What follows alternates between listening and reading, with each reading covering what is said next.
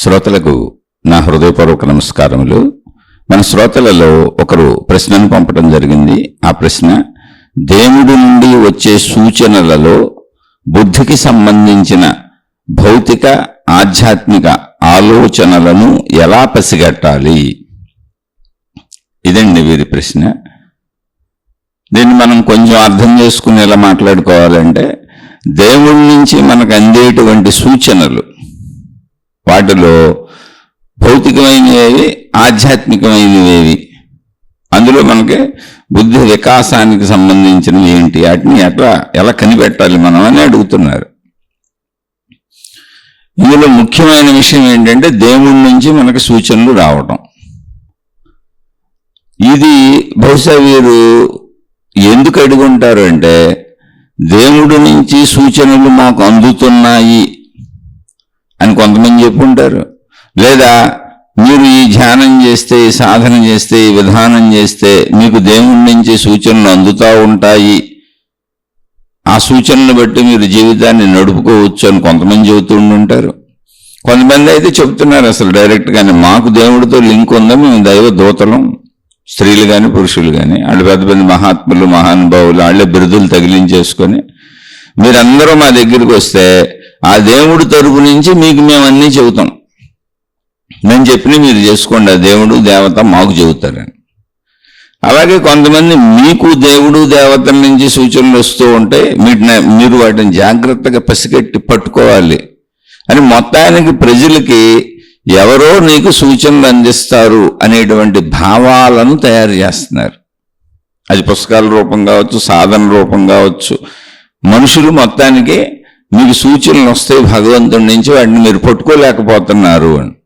అందుకని ఇప్పుడు వీళ్ళ సందేహం, మనుషులకి ఎలాంటి సందేహం అంటే, ఇప్పుడు ప్రశ్న అదే, దేవుడి నుంచి వచ్చే సూచనలలో భౌతికం ఏంటి, ఆధ్యాత్మికం ఏంటి, ఆధ్యాత్మిక సూచనలు ఏంటి, ఎలా తెలుసుకోవాలి అని. ముందు ఈ ప్రశ్నకి నా పర్సనల్ సమాధానం ఏంటంటే, నాకు అసలు ఏ దేవుడి నుంచి ఎప్పుడు ఏ సూచనలు రాలేదు, రావు, రాబోవు కూడా. నాకైతే దేవుడి దగ్గర నుంచి ఏ సూచనలు రావు. ఇటువంటి విషయాలను నేను అసలు నమ్మను, మిమ్మల్ని కూడా నమ్మొద్దని చెబుతాను. ఇది డైరెక్ట్గా సెంటెన్స్కి నా పరంగా స్వీయ ఆన్సర్. ఇటువంటి దేవుడి నుంచి సూచనలు వస్తున్నాయి, లేదా మేము దేవుళ్ళని చూసాం, దేవతలను చూసాం, మాకు దేవుడి నుంచి సూచనలు అందుతున్నాయి అని చాలామంది మాకు అందుతాయి. ఎలా అందుతాయి అంటే, డైరెక్ట్ వాళ్ళ తలలోకి వచ్చేస్తాయంట. దానికి ఏదో టెలిపతి అని రకరకాల పేర్లు పెడుతున్నారు. సరే, పాపం ఎవరి విధానం వారిది, ఎవరిని మనం తప్పు అంటాం. తప్పు రైట్ అనాల్సినటువంటి అవసరము లేదు, అనే హక్కు లేదు.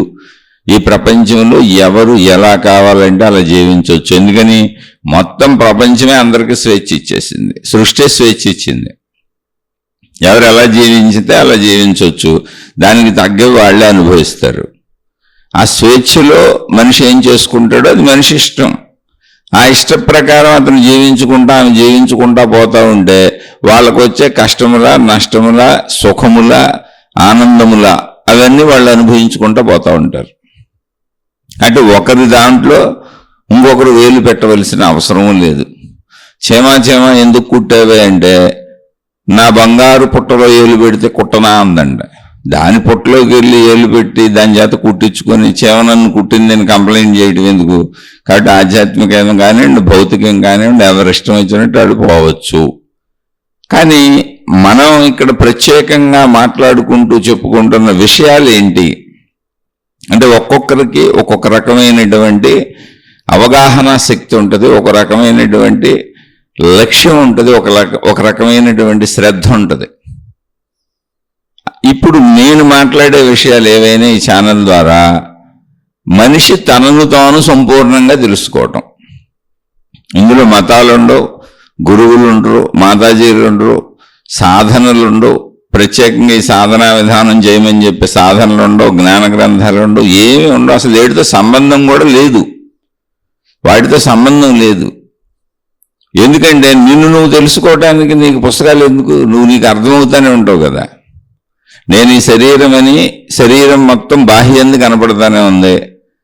నేను అన్నప్పుడు మనసు అని మొత్తం మానసిక అంతరంగ భావాలు నాకు ఎప్పుడు తెలుస్తాయి. ఇతరులు అంటే తెలియదు కానీ నాకు ఎప్పుడు తెలుస్తాయి. నాకు సంబంధించిన సర్వ లక్షణములు, గుణములు, స్వభావములు, నా క్యారెక్టర్, నేను పనిచేసే తీరు, నా మాట తీరు సమస్తము ముందు నేను లోపల చూసి తెలుసుకొని నేను అనుకొని కావాలనే నేను ఏదైనా బయటికి మాట్లాడటం జరుగుతుంది, పనిచేయటం జరుగుతుంది. కాబట్టి నాకు తెలియకుండా నాలో జరిగేదేముంటుంది? అయితే నన్ను నేను చూసుకొని, నాకు తెలిసే జరుగుతూ ఉండొచ్చు, కానీ నన్ను నేను చూసుకొని దేశకాల పరిస్థితుల ధర్మాలను అనుసరించి మంచిగా బ్రతుకుతున్నానా లేదా, అందుకు నన్ను నేను చూసుకోవటం అంటే అది. అలాగే అలా ధర్మంగా మంచిగా బ్రతికి తీరాలి ఈ సృష్టిలో. ఎందుకంటే నువ్వు జంతువు కాదు, అలాగే జడ పదార్థము కాదు. జడ పదార్థం అయితే అసలు గొడవ లేదు. ఇప్పుడు రాళ్ళు రప్పలు జడ పదార్థాలు, నీరు జడ పదార్థం. ఎవరొకళ్ళు వచ్చి కదిపితే తప్ప ఇవి కదలవు, కాబట్టి గొడవ లేదు. అలాగే వృక్షాలు అవి జడ పదార్థాలతో సమానం. ఎందుకంటే వాటికి మనుగడ, స్వతంత్ర మనుగడ, ఎక్కడికో వెళ్ళి ఎవరినో ఏదో చేసేది లేదు, ఉన్న చోటే ఉంటాయి. ఆ వృక్షాలనే ఎవరొకళ్ళు ఏదో ఒకటి చేస్తూ ఉంటారు రోజు. అటు ఆకులు కోస్తారు, పువ్వులు కోస్తారు, కాయలు కోస్తారు, కొమ్మలు ఇరుస్తారు. పాపం వాటికే హాని జరుగుతూ ఉంటుంది. అలాగే జంతువులు కదులుతూ తిరుగుతూ మనుషుల్లాగా ఏదో ఒకటి చేస్తాయి. కానీ జంతు ప్రపంచం నుంచి దూరంగా వచ్చేసాం మనం. ఒకవేళ జంతువులు ఉంటే జాగ్రత్తగా ఉండి మనమే జాగ్రత్త పడాలి. అది మన స్వీయ రక్షణ. మనలో మనం మనుషులు, మానవ జాతిలో మనందరిలోనూ మంచి చెడుకు సంబంధించిన అన్ని రకాల గుణములు, లక్షణములు, స్వభావములు ఉంటాయి. ఈ అన్నీ ఎందుకు ఉంటాయంటే, నేను ఈ శరీరం అనేటువంటి భావనలో నేను ఏర్పరుచుకుంటున్నటువంటి నా కుటుంబ వ్యవస్థ, ఈ విధానములో నాకు నేను సంపాదించుకొని నన్ను నేను బ్రతికించుకుంటూ, నా వాళ్ళని నేను బ్రతికించుకుంటూ, నేను, నాది, నా కుటుంబము అంతా హాయిగా ఉండాలి. ఇలా ఉండాలి అంటే ముందు నేను ప్రపంచం నుంచి సంపాదించుకోవాలి. అక్కడికి వెళ్ళి ప్రయత్నించి సాధించి తెచ్చుకోవాలి. సంపాదన అన్నింటికీ ధనాన్ని మూలంగా పెట్టుకున్నాం. ధనం మూలం ఇదం జగత్.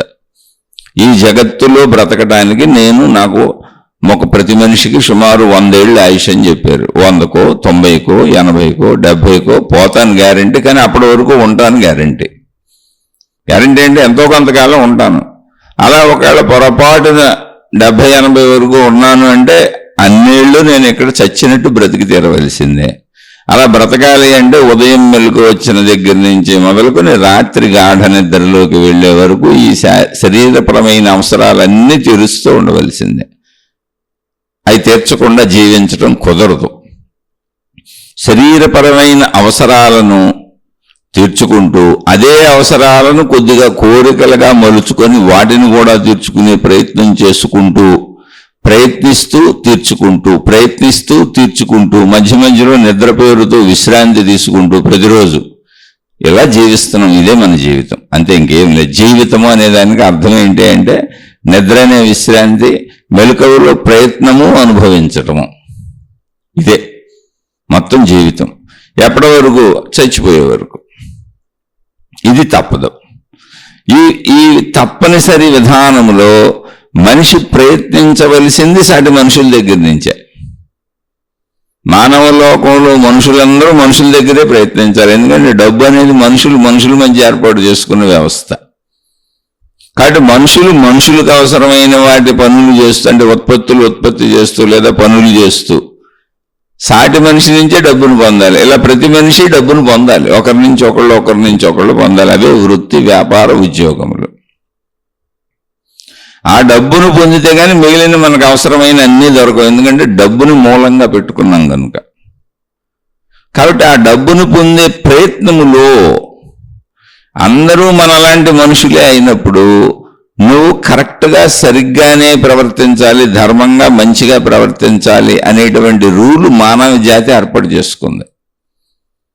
ఆ మానవ జాతి ఆ రూల్ ఏర్పాటు చేసుకోవడానికి అవసరమైన బుద్ధిపరమైన విచక్షణా జ్ఞానము జంతువుల కంటే అధికమైన, జడ పదార్థముల కంటే అధికమైన, జడ పదార్థములకు లేనటువంటి, జంతువులకు లేనటువంటి, కేవలం మనిషికి మాత్రమే ఉన్నటువంటి బుద్ధి విచక్షణా జ్ఞానము అంటే అధికమైన జ్ఞానము. ఇప్పుడు జంతువుకి ఆకలేసింది అనుకోండి, ఏదో విధంగా ఎలా దొరికితే అలా ఎలాగైనా ప్రయత్నించి తినేస్తుంది. ఇలా ప్రయత్నించవచ్చా, ప్రయత్నించకూడదా, ఇలా ఎవరినైనా ఇబ్బంది పెట్టి తినొచ్చా, తినకూడదనే విచక్షణ జంతువులు అసలు పుట్టదు. దాని ప్రయత్నం ఎంతసేపు దానికి అనిపించింది, తినాలనిపించినప్పుడు తినటమే, అంతే. ఇంకా మిగిలింది తెలియదు దానికి. కానీ మనిషికి తెలుసు, ఏదైనా కావాలనిపించినప్పుడు అసలు ఇప్పుడు నాకు కావాలనిపించింది అవసరమా కాదా, ఇప్పుడు ఈ పరిస్థితుల్లో అలా నిర్ణయించుకోవచ్చు. ఎందుకంటే కోరికలు అయితే చాలా విషయాలు అవసరాలు ఉండవు. చాలామంది జీవితాల్లో వాళ్ళ ఇళ్లల్లో అవసరం లేని విషయాలే ఎక్కువ ఉంటాయి కోరికల రూపంలో. అవసరాలంటే ఏంటి? తినపోతే చనిపోతాం, అవసరం. తాగపోతే చనిపోతాం, అవసరం. దేశకాల పరిస్థితుల్లో ఈ బట్ట కట్టుకోవాలి, ఏదో ఒకటి కట్టుకోవాలి, ఏ ఒకటి చెప్పులు వేసుకోవాలి, అంటే ప్రమాదాలు లేకుండా శరీర రక్షణకు అవి అవసరాలు. కోరికలు అంటే ఏంటి? నాకు ఎలాంటి చెప్పులే కావాలి, నాకు ఎలాంటి బూట్లే కావాలి, ఎలాంటి బట్టలే కావాలి, ఎలాంటి కళ్ళజోడే కావాలి, అన్నీ ఇలాంటివే కావాలని దాని స్థాయిని పెంచుకుంటూ వెళ్ళి అవసరం లేనివి కూడా బోళ్ళు పోగేసి పెట్టుకుంటాను. అవి కోరికలు. వీటితో జీవిస్తూ ఉంటాడు మనిషి. జీవించు, తప్పు లేదు. కానీ ఇవన్నీ ఎలా జీవించి పొందాలి అని చెప్పారంటే, అందరూ నీలాంటి మనుషులే కనుక, మనిషికి బుద్ధి అనే విచక్షణా జ్ఞానం ఉంది కనుక, విచక్షణా జ్ఞానాన్ని ఉపయోగించినటువంటి మనుషులు మానవ జాతికి మానవ జాతే నిర్దేశించుకున్న విధానం ధర్మము మంచి.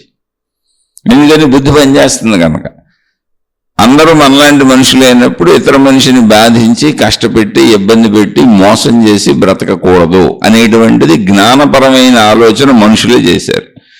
అందుకే మన పోలీసు వ్యవస్థలు, చట్టాలు, న్యాయస్థానాలు, అనేక రకాల నిఘా వ్యవస్థలు, అంటే మనిషిని ఎప్పుడూ ఏదో ఒక కన్ను కనిపెట్టేలా పెట్టారు. అనేక రకాల నిఘా వ్యవస్థలు ఉన్నాయి. ఇలా అన్నీ ఉన్నాయి.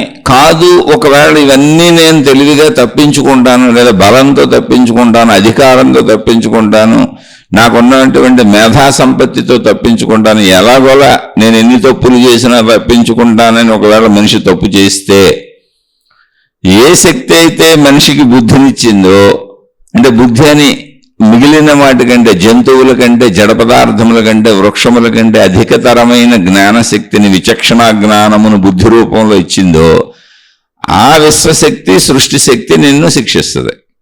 అదే కర్మఫలములు అన్నారు. ఆ కర్మఫలములు మనుషులు అనుభవించక తప్పదు. ఇది మొత్తం యూనివర్సల్గా నడుస్తున్నటువంటి థియరీ. ఇప్పుడుది కాదు, ఇది ఎప్పటి నుంచి నడుస్తుందో కూడా తెలియదు. ఎందుకనంటే ఎప్పటి నుంచి మానవ జాతి ఉన్నది, ఎప్పటి నుంచి సృష్టి ఉన్నది అంటే, మనిషి ఊహాత్మకంగా సైంటిఫిక్గా పరిశోధనలు చేసి ఊహాత్మకంగా చెబుతున్న విషయమే తప్ప, అసలు ఎప్పటి నుంచి మానవ జాతి ఉన్నది లేదా సృష్టి ఉన్నది అంటానికి చెప్పే సాహసం మనిషికి సరిపోదు. ఎందుకని? ఆత్మజ్ఞాన పరంగా మాట్లాడుతున్నా నేను. శక్తి, ఆత్మశక్తి అన్నప్పుడు దాని లక్షణములు ఆత్మజ్ఞాన పరంగా ఏం చెప్పారు అంటే, శక్తి అనే దానికి అసలు నశింపు లేదు, దానికి పుట్టుక లేదు, ఉన్నది అదే. ఫలానప్పుడు శక్తి పుట్టింది, ఉద్భవించింది, ఫలానప్పుడు శక్తి అంతమైపోయింది అనేది శక్తికి లేదు. అదే అనంత విశ్వశక్తి, సృష్టి శక్తి, ప్రకృతి శక్తి. దాన్నే ఆత్మశక్తి అన్నారు, దాన్నే బ్రహ్మము అన్నారు. ఆధ్యాత్మిక పరిభాషలో ఈ రెండు పేర్లు పెట్టారు.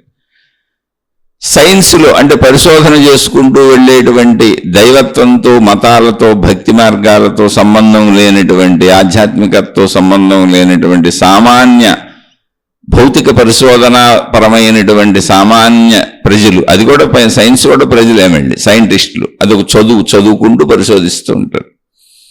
వాళ్ళు దానికి శక్తి అని పేరు పెట్టారు. అయితే ఇద్దరూ ఒకే ఎండింగ్కి వచ్చారు.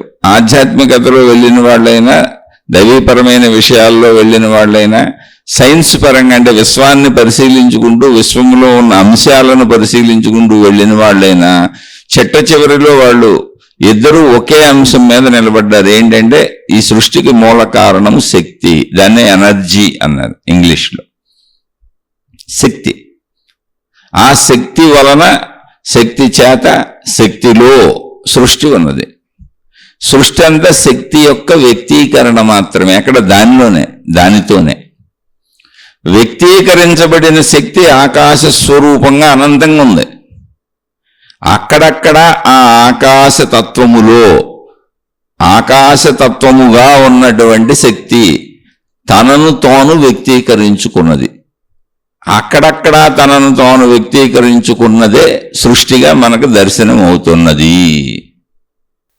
అంటే ఏంటి? ఇప్పుడు మొత్తము సర్వవ్యాపకముగా ఉన్నది. జాగ్రత్తగా అర్థం చేసుకోండి, స్లోగా వినండి, కంగారు పడకండి, సందేహాలు వస్తే అడుగుతూ ఉండండి. ఇది అర్థం చేసుకునే విషయమే తప్ప సాధన చేసే విషయం కాదు, సాధించే విషయం కాదు, కర్మ ద్వారా అంటే పనుల ద్వారా దొరికేది కాదు. పనుల ద్వారా దొరికేది ధనము, పనుల ద్వారా దొరికేది వస్తువులు. శరీరం ఆ పనులు చేస్తుంది. అలాగే బంధములు, బాంధవ్యములు అంటే శరీరము చేసిన వాటిని అన్నింటినీ గుర్తుపెట్టుకొని, ఆ గుర్తుపెట్టుకున్న వాటిలో ఇష్టములను అయిష్టములను ఏర్పరచుకొని బంధములు, బాంధవ్యములను కలిగి ఉండేది మనస్సు. అదంతా మెమరీ బాక్స్. ఇష్టతలు అయిష్టతలు కల్పించుకుంటుంది. అందుకని మనసు భక్తి సంబంధమైనది, ఆసక్తి సంబంధమైనది. అంటే ఆసక్తి, భక్తి. భక్తి అనేది ఏంటి? ఆధ్యాత్మిక పదం. అదే పదాన్ని మామూలు భౌతికంలో తీసుకుంటే ఆసక్తి, ఇంట్రెస్ట్. మనసులో ఆసక్తులు ఉంటాయి, ఇంట్రెస్ట్లు ఉంటాయి. ఎందుకంటే శరీరానికి అవసరాలు ఉన్నాయి కనుక. ఆ అవసరాలను అనుభవిస్తున్నప్పుడు, అవసరాలకు ప్రయత్నిస్తున్నప్పుడు, ప్రయత్నించిన విషయాలను పొంది అనుభవిస్తున్నప్పుడు ఆ అనుభవాలలో కొన్ని ఇష్టముగాను కొన్ని అయిష్టముగాను మారుతాయి. ఇష్ట అయిష్టములుగా మారినవే బంధములు, బాంధవ్యములు. అన్ని లోపల మెమరీగా గుర్తుగా ఉంటాయి. మనసు పని ఆసక్తులు. ఆ ఆసక్తుల్లో ఇష్టములు అనే బంధములు ఉన్నాయి, అయిష్టములు అనే బంధములు ఉన్నాయి. ఇష్టాయిష్టములతో సంబంధము లేని అన్నీ గుర్తుగా లోపల ఉన్నాయి. అంటే అంటుకున్నాయి, అతుక్కుపోయినాయి. ఆ అతుక్కుపోవడమే బంధం. అందులో గాఢంగా అతుక్కున్నాయి ఇష్టములు, అందులో గాఢంగా అతుక్కున్నాయి అయిష్టములు, అందులో గాఢంగా అతుక్కున్నాయి భయములు అంటే ప్రమాదములు కలిగించేవి. ఇవన్నీ గాఢంగా అతుక్కున్నాయి.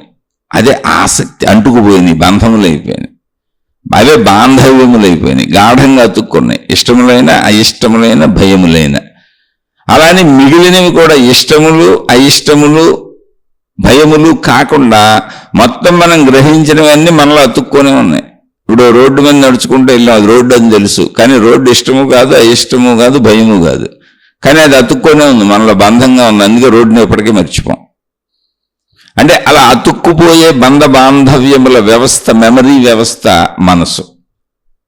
ఆ మనసు శరీరముతో చేసిన వాటిని అన్నింటినీ తనలో అతికించేసుకుని, అంటే బంధములుగా బాంధవ్యములుగా అతికించేసుకొని మళ్ళీ వాటిని తిరిగి మళ్ళీ అనుభవిద్దాం, ప్రయత్నిద్దాం, ఇలా చేద్దాం, ఇలా పొందొచ్చని మళ్ళీ శరీరాన్ని ప్రోత్సహిస్తూ ఉంటుంది. ఎందుకని అంటే శరీరమునకు నిత్యమూ అవసరం ఉంది కనుక.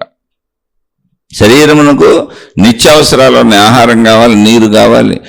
మొత్తం పంచేంద్రియములకు శరీరంలో నిత్యావసరాలు తీర్చుకుంటూ ఉండాలి, శరీరాన్ని రక్షించుకుంటూ ఉండాలి, కాపాడుకుంటూ ఉండాలి. కాబట్టి మనస్సు ఆ పరమైనటువంటి విధానంలో శరీరాన్ని నడుపుతూ ఉంటుంది. అందుకని అన్నింటినీ గుర్తుపెట్టుకుంటూ ఉంటుంది. గుర్తుపెట్టుకోవడం అంటే అంటించేసుకుంటుంది. అంటించుకేసుకోవడం అంటే బంధము, బాంధవ్యము. కాబట్టి మనసు బంధము, బాంధవ్యము అనేది మనసుకుండే ఆసక్తి, ఇంట్రెస్ట్గా మారుతుంది. వాటిని పొందాలి అని. ఎందుకంటే పొద్దున్న లేస్తే మళ్ళీ అన్ని పొందాలి. ఆకలి ఉంది, దాహం ఉంది, అన్నీ ఉన్నాయి.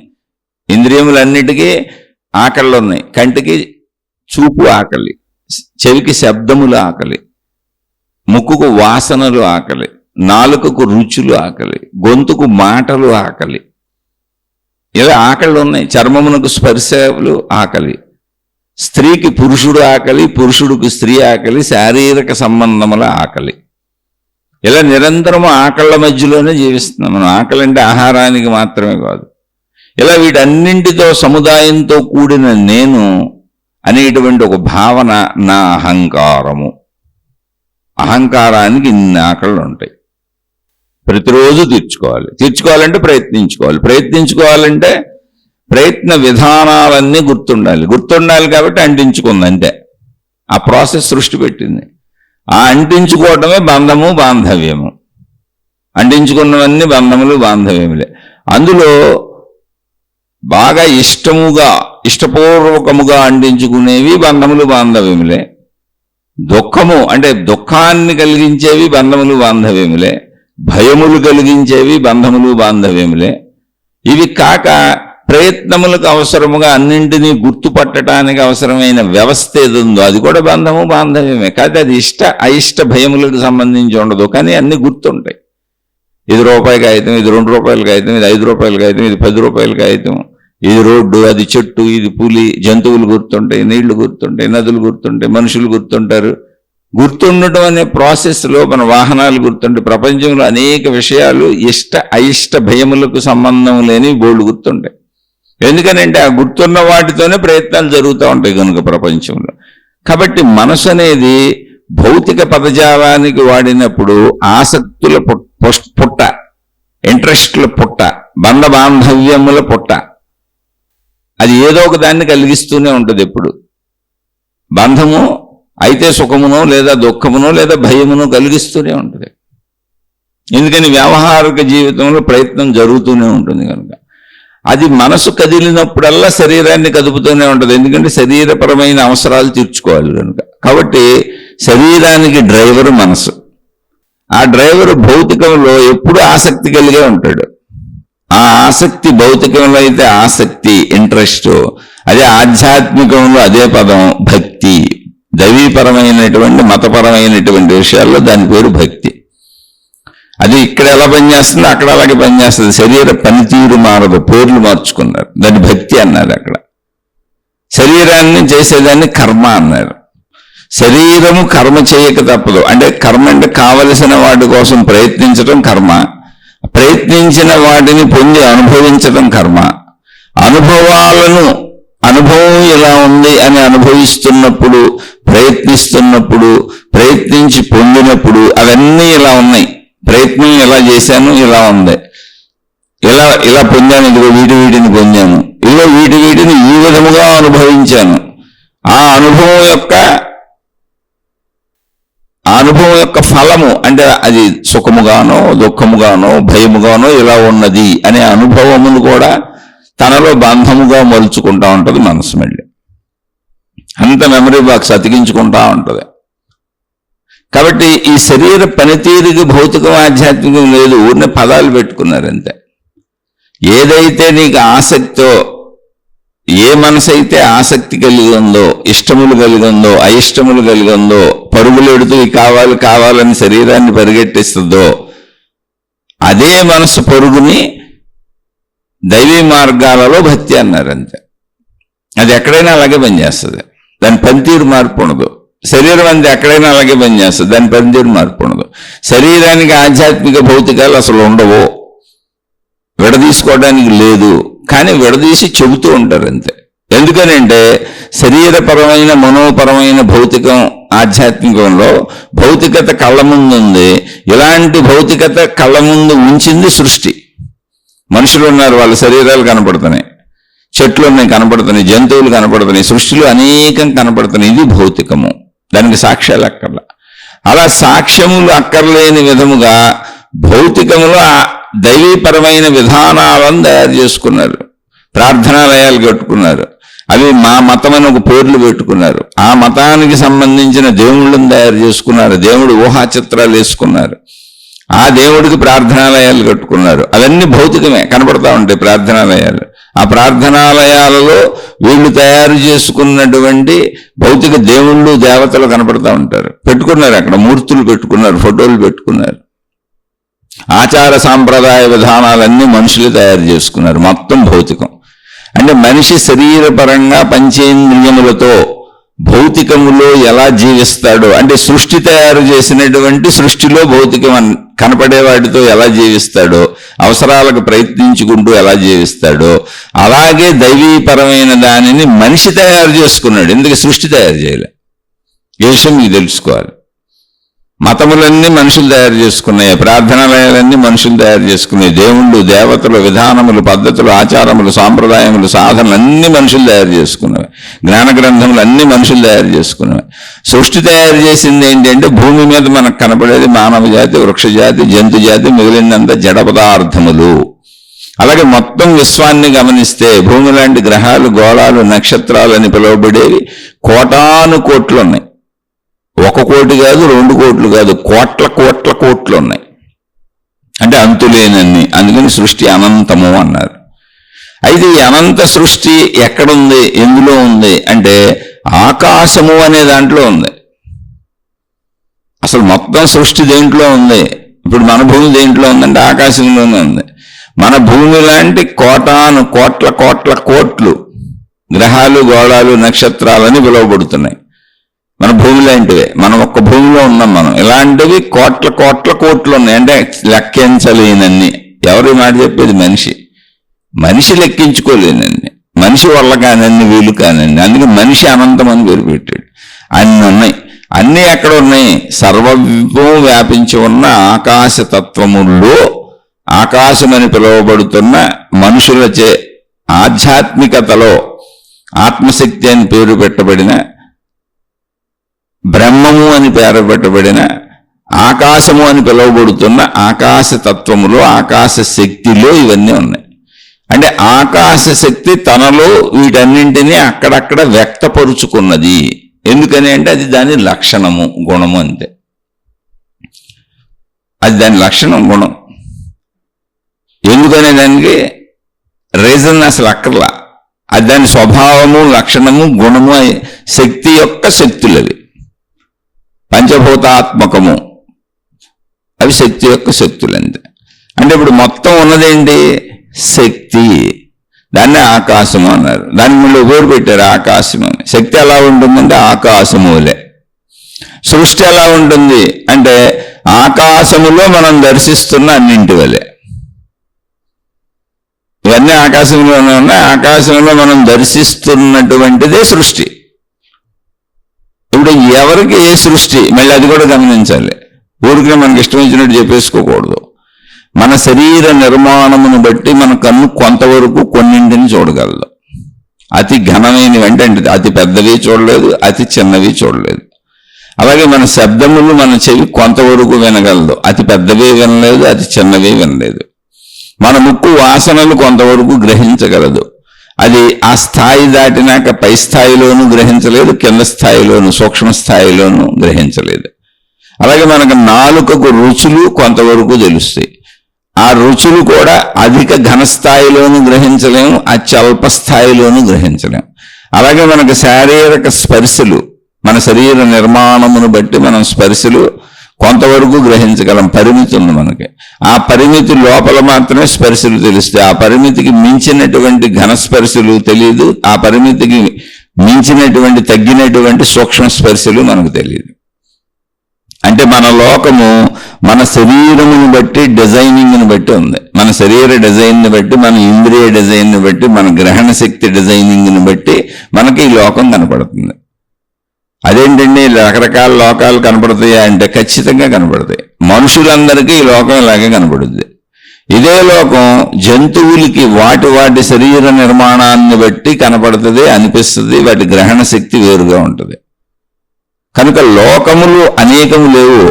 ఏకలోకమే ఆ అనంత ఆత్మశక్తిమయమైనటువంటి ఏక సృష్టే శరీర నిర్మాణాన్ని బట్టి మనుషులకి ఇలా కనిపిస్తుంది.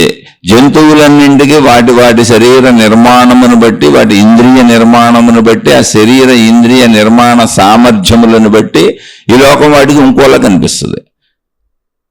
అంతే సింపుల్ అది. కాబట్టి లోకములు ఎన్ని కనపడతాయంటే ఎన్ని జంతువులు ఎన్ని రకాలు ఉన్నాయో అన్ని జంతువులకు అన్ని రకాల లోకములు కనపడతాయి. మనుషులందరికీ ఈ సృష్టి అనే లోకం ఒకలానే కనపడుద్ది. కానీ మళ్ళీ ఇందులో ఇంకో అద్భుతం ఉంది. ప్రతి మనిషి తను పుట్టి పెరిగినటువంటి వాతావరణం నుంచి, అంటే తను పుట్టిన దగ్గర నుంచి ఏ తల్లిదండ్రులకు పుట్టాడో, ఏ ఇంట్లో పుట్టాడో, ఏ మతంలో పుట్టాడో, పుట్టుకతోనే మతం ఉందిగా, అలా ఎక్కడ పుట్టాడో, ఏ వాతావరణ పరిస్థితుల్లో పుట్టాడో, ఏ భౌగోళిక పరిస్థితుల్లో పుట్టాడో, ఏ భాషా పరిస్థితులు, ఏ భాషలు మాట్లాడే చోట పుట్టాడో, అక్కడ అవన్నీ నేర్చుకుంటూ పెరుగుతాడు. అది ప్రతి మనిషికి అలా తను గ్రహించిన విషయాలతో తాను తన సొంత సృష్టి తన మనసుగా తయారు చేసుకుంటాడు. అదే మనసు. మనిషి యొక్క మనసు, ప్రతి మనిషికి ఒక మనసు ఉంటుంది. ఆ మనసులో ఉన్నదే అతనికి సత్యము, ఆమెకు సత్యము. తన మనస్సు తయారు చేసుకుందండి, అంటించుకున్నాం. తన మనసు ఇందాక అంటించుకుంటుంది బంధములు బాంధవ్యములు అని చెప్పాను. మళ్ళీ అదే ఆ బంధములు బాంధవ్యములతో ఆసక్తులు క్రియేట్ చేస్తుంది అని చెప్పాను. ఇక్కడ ఆసక్తినే దైవ మార్గంలో భక్తి అని పిలిచారు, కానీ మనస్సు పనితీరు అంతే. అన్నింటినీ అతికించుకోవడం, అన్నిటికీ అతుక్కుపోవటం.